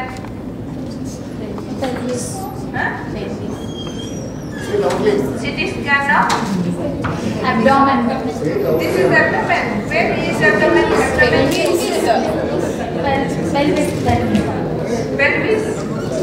This is the sisters. They will get the breast.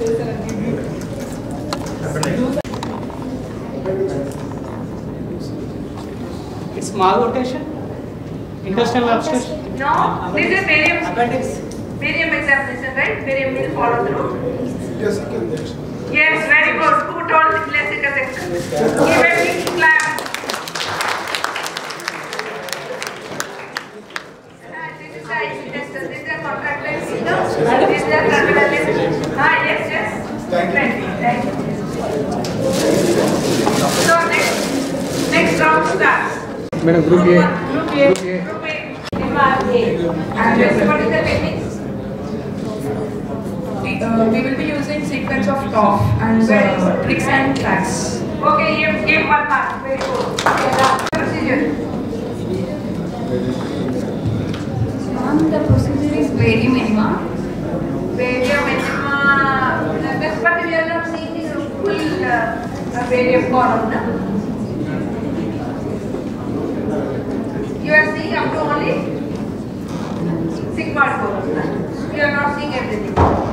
So what it can be? I will give mark, but then what it can be? Lupogram. Okay? It's a lupogram. Before closure of before doing the final procedure for the colony, they do this lupogram to see the tract whether it is patent or not. In colostomy cases, they do colostomy, and some segments are not used. They are colostomy, and in cases they do lupogram to see the patency of the tract or any abnormality of the tract. So it's a lupogram, not varium minima, but you will get marks. Sarita, you give mark. Sarita.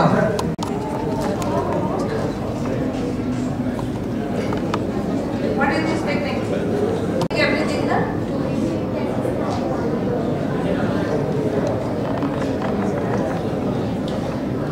You just name the technique. No need of second one.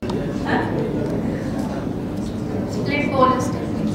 Split bolus technique. Advantages of split bolus technique. This line. Okay, you can answer what is the advantage of split bolus technique in this case. Arteries. You can see arteries and veins at the same time if you do split bolus technique. What is this one? Where you can see all this.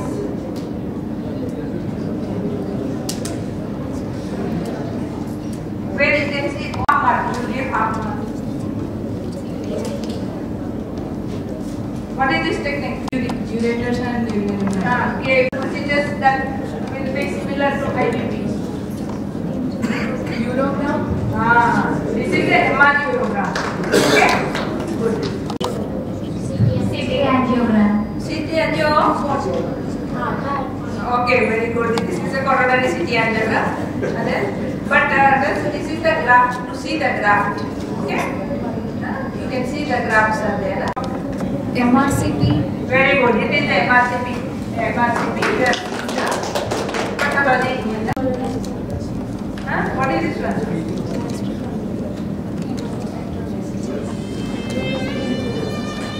Ma'am, it is enteroclysis. Enteroclysis is or the small bowel. What structure you are seeing? This one. And then it will go like that. Anyway, this is the stomach. Here is the stomach. There is a ulcer, and this is a technique of BCPM, double contrast barium examination. You got 0. Okay. Next. What is this technique? It's very easy, na? You are seeing something and something. And what is the technique for?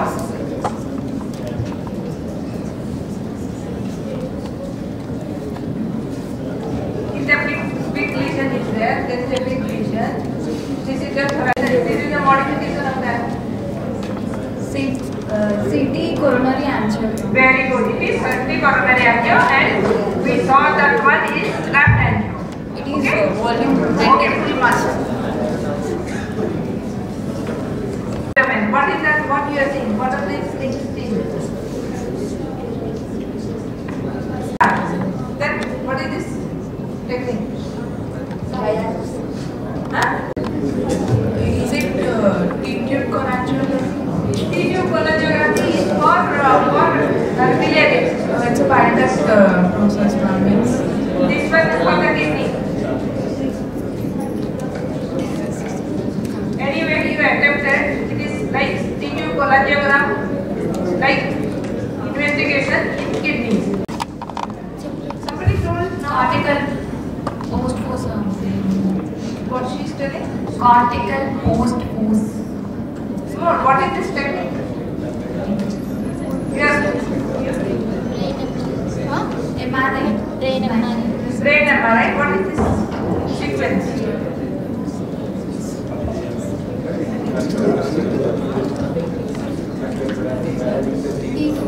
What is this sequence where you are seeing the blood calcifications? You can see in this sequence. SWR. SWR. Okay, full bar. What you are saying? Somebody was telling. The kidney. Right most kidney. Huh? No, this is the T-tube cholangiogram. Go on. What is this view? Okay.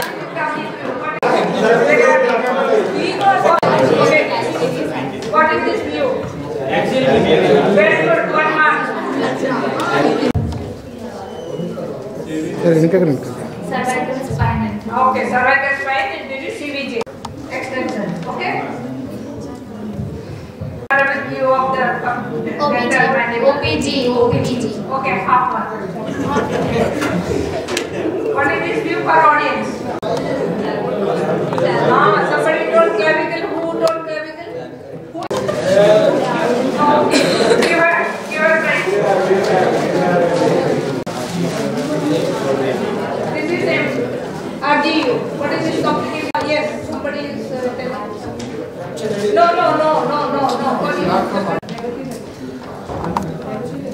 This is a retrograde urethrogram with contrast intervention into the parenchyma of the penis.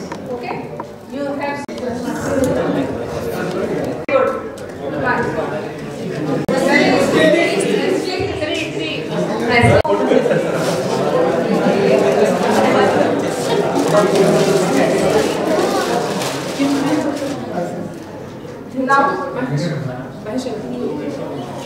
Now, for you. Okay. This is a city guided biopsy.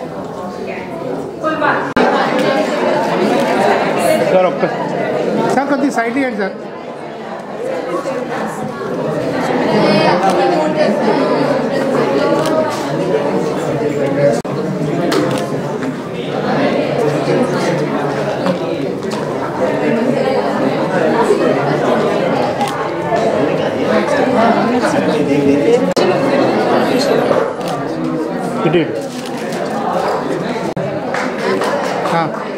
Yadav ఇక్కడ ముందుకు రండి, banner ఇంకా వస్తుంది. Right.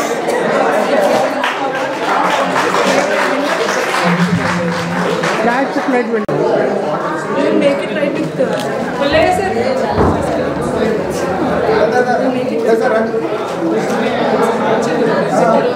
ఇక్కడ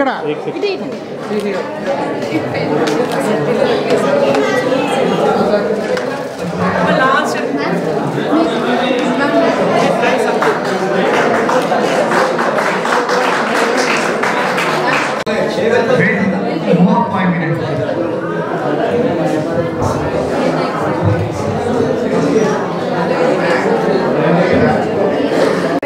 I'm Rohini and I'm working as a technician for the past 2.5 years. So I'll just cover this angiography topic superficially. I won't take a lot of time. So usually whenever we do a procedure or a scan, we usually consider 4 things: why, how, to whom, and what. So next slide please. So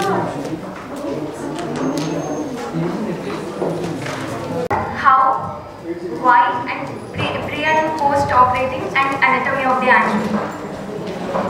So what is an angiogram? Basically, whenever we do a procedure, we should know what we are doing. So angiography is a diagnostic procedure to study the lumen of the vessel which is focused. Like in angiography, we focus the artery. There are many types of angiographies we cover in the CT. So they are listed here. And why do we do an angiography? It is to visualize the lumen, as I said.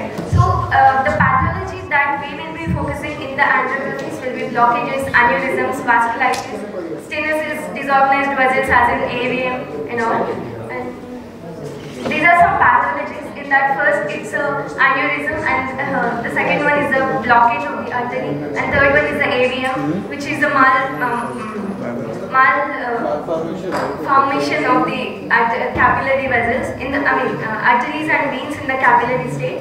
And this fifth image is the aneurysm, and this is a traumatic angio illustration of the angio in lower limb. And why do we do an angiogram and how do we do? As we know why do we do and how we do is the next process. First of all, whenever we do a procedure in a CT, we usually consider the step 1 as taking consent. Whenever we do a procedure in either MR or CT or X-ray, consent is the basic point which we should consider in the first step, because whatever the problem that could arise later of the procedure will be based on this consent, whether it is a renal failure or a reaction to the consent or some post-process issues with the contrast studies. So next will be the preparation of the patient. Once we get the consent from the patient, we should have a proper preparation of the patient, like dressing and explanation of the procedure to the patient to get a clear idea about the study. And the planning. How we plan the study is the most important thing that will be based on the reporting of the exam and the examining. After the planning, the accurate examination is important to have a proper diagnosis of the problem. And the post-processing, that I'll explain later. So during taking the consent, there are few things that should be considered very particularly, like pregnancy in females and the renal function test whenever we do a contrast study, like the serum creatinine levels considered in the blood examination. And third will be the renal status of the patient, like is he uncontrollable diabetic, like they are on dialysis and all. If they are on dialysis, still we can do an angiogram, but it should be a consent from the referring doctor too, so that we don't have any post complications of this study. And we should have every linked test to the study, like we should have a serum creatinine test to the prior to the study, and the fasting is most important whenever we have an angiogram, because I personally have faced few issues whenever I have done the CT angiogram. Like a patient vomited immediately when I started ingesting the contrast. That was because patient had the food prior to the exam, half an hour prior to the exam, and he did not tell us that. So you should be very careful whenever you are taking the consent. And cannulation plays a major role whenever we do a vascular study. Like if we don't puncture the vessel properly, we can't get a proper flow, which might result in the contrast extravasation. So whenever we cannulate a patient, we should be very particular that we are not double puncturing the vessel, and whenever we are puncturing the vessel, it should not go the sides of the vein, because veins, like we can look at the veins very properly to some patients, and to some patients it's really not possible to look at. Then we can use this vein viewer. So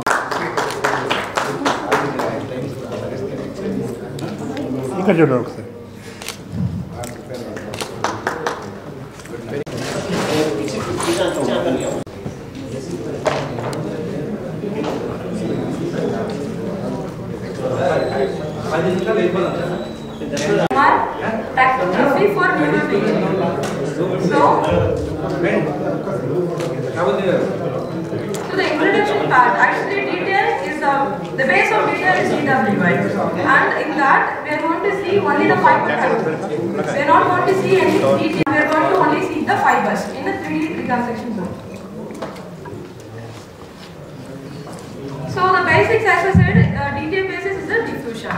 So diffusion is nothing but a browning motion of the molecule in between the extracellular and intracellular space.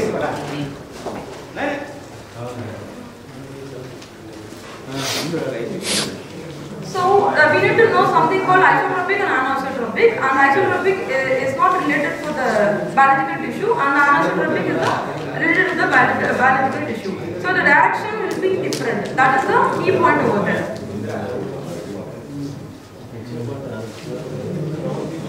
So in DW we will be seeing ADC and ADC maps as a base, and we need to know something called p-value. P-value is nothing but it's going to tell you the weightage of the sequence.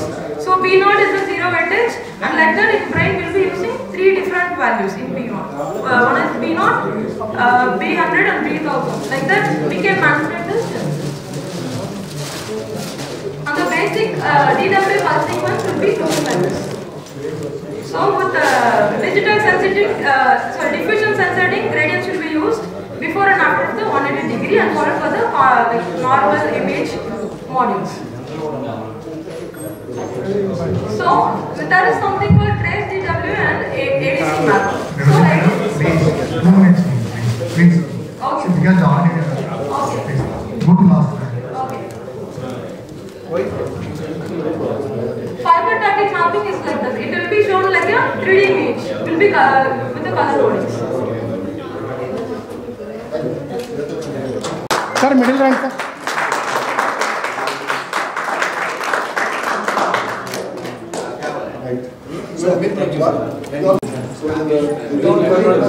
Sir, you can do it.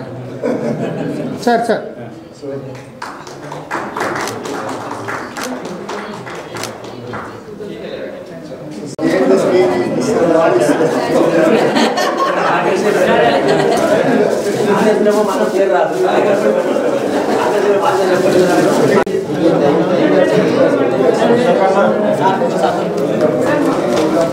Sir, could side here. Sir, ఇక్కడ రండి sir ఇంకా ఇక్కడ రండి ఇటు side ఒకటి రండి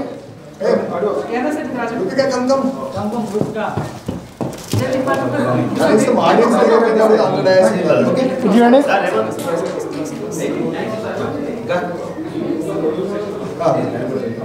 ఇక్కడ చూడండి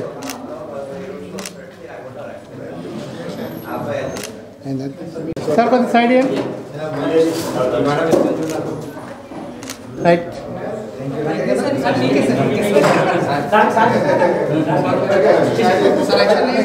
ప్రోగ్రామ్ ఇంత సక్సెస్ అవ్వడానికి కారణం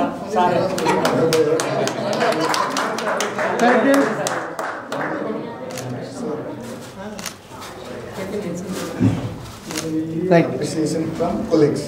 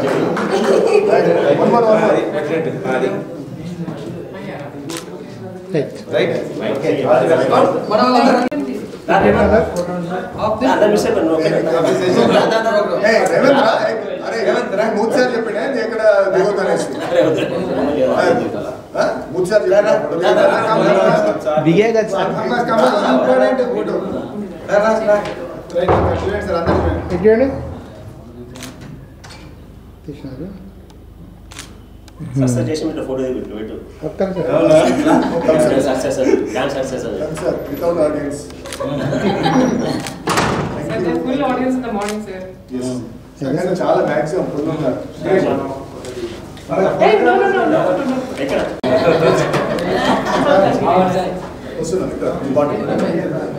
సార్ ఇక్కడ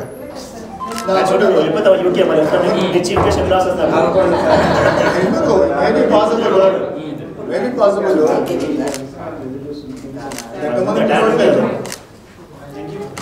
Thank you.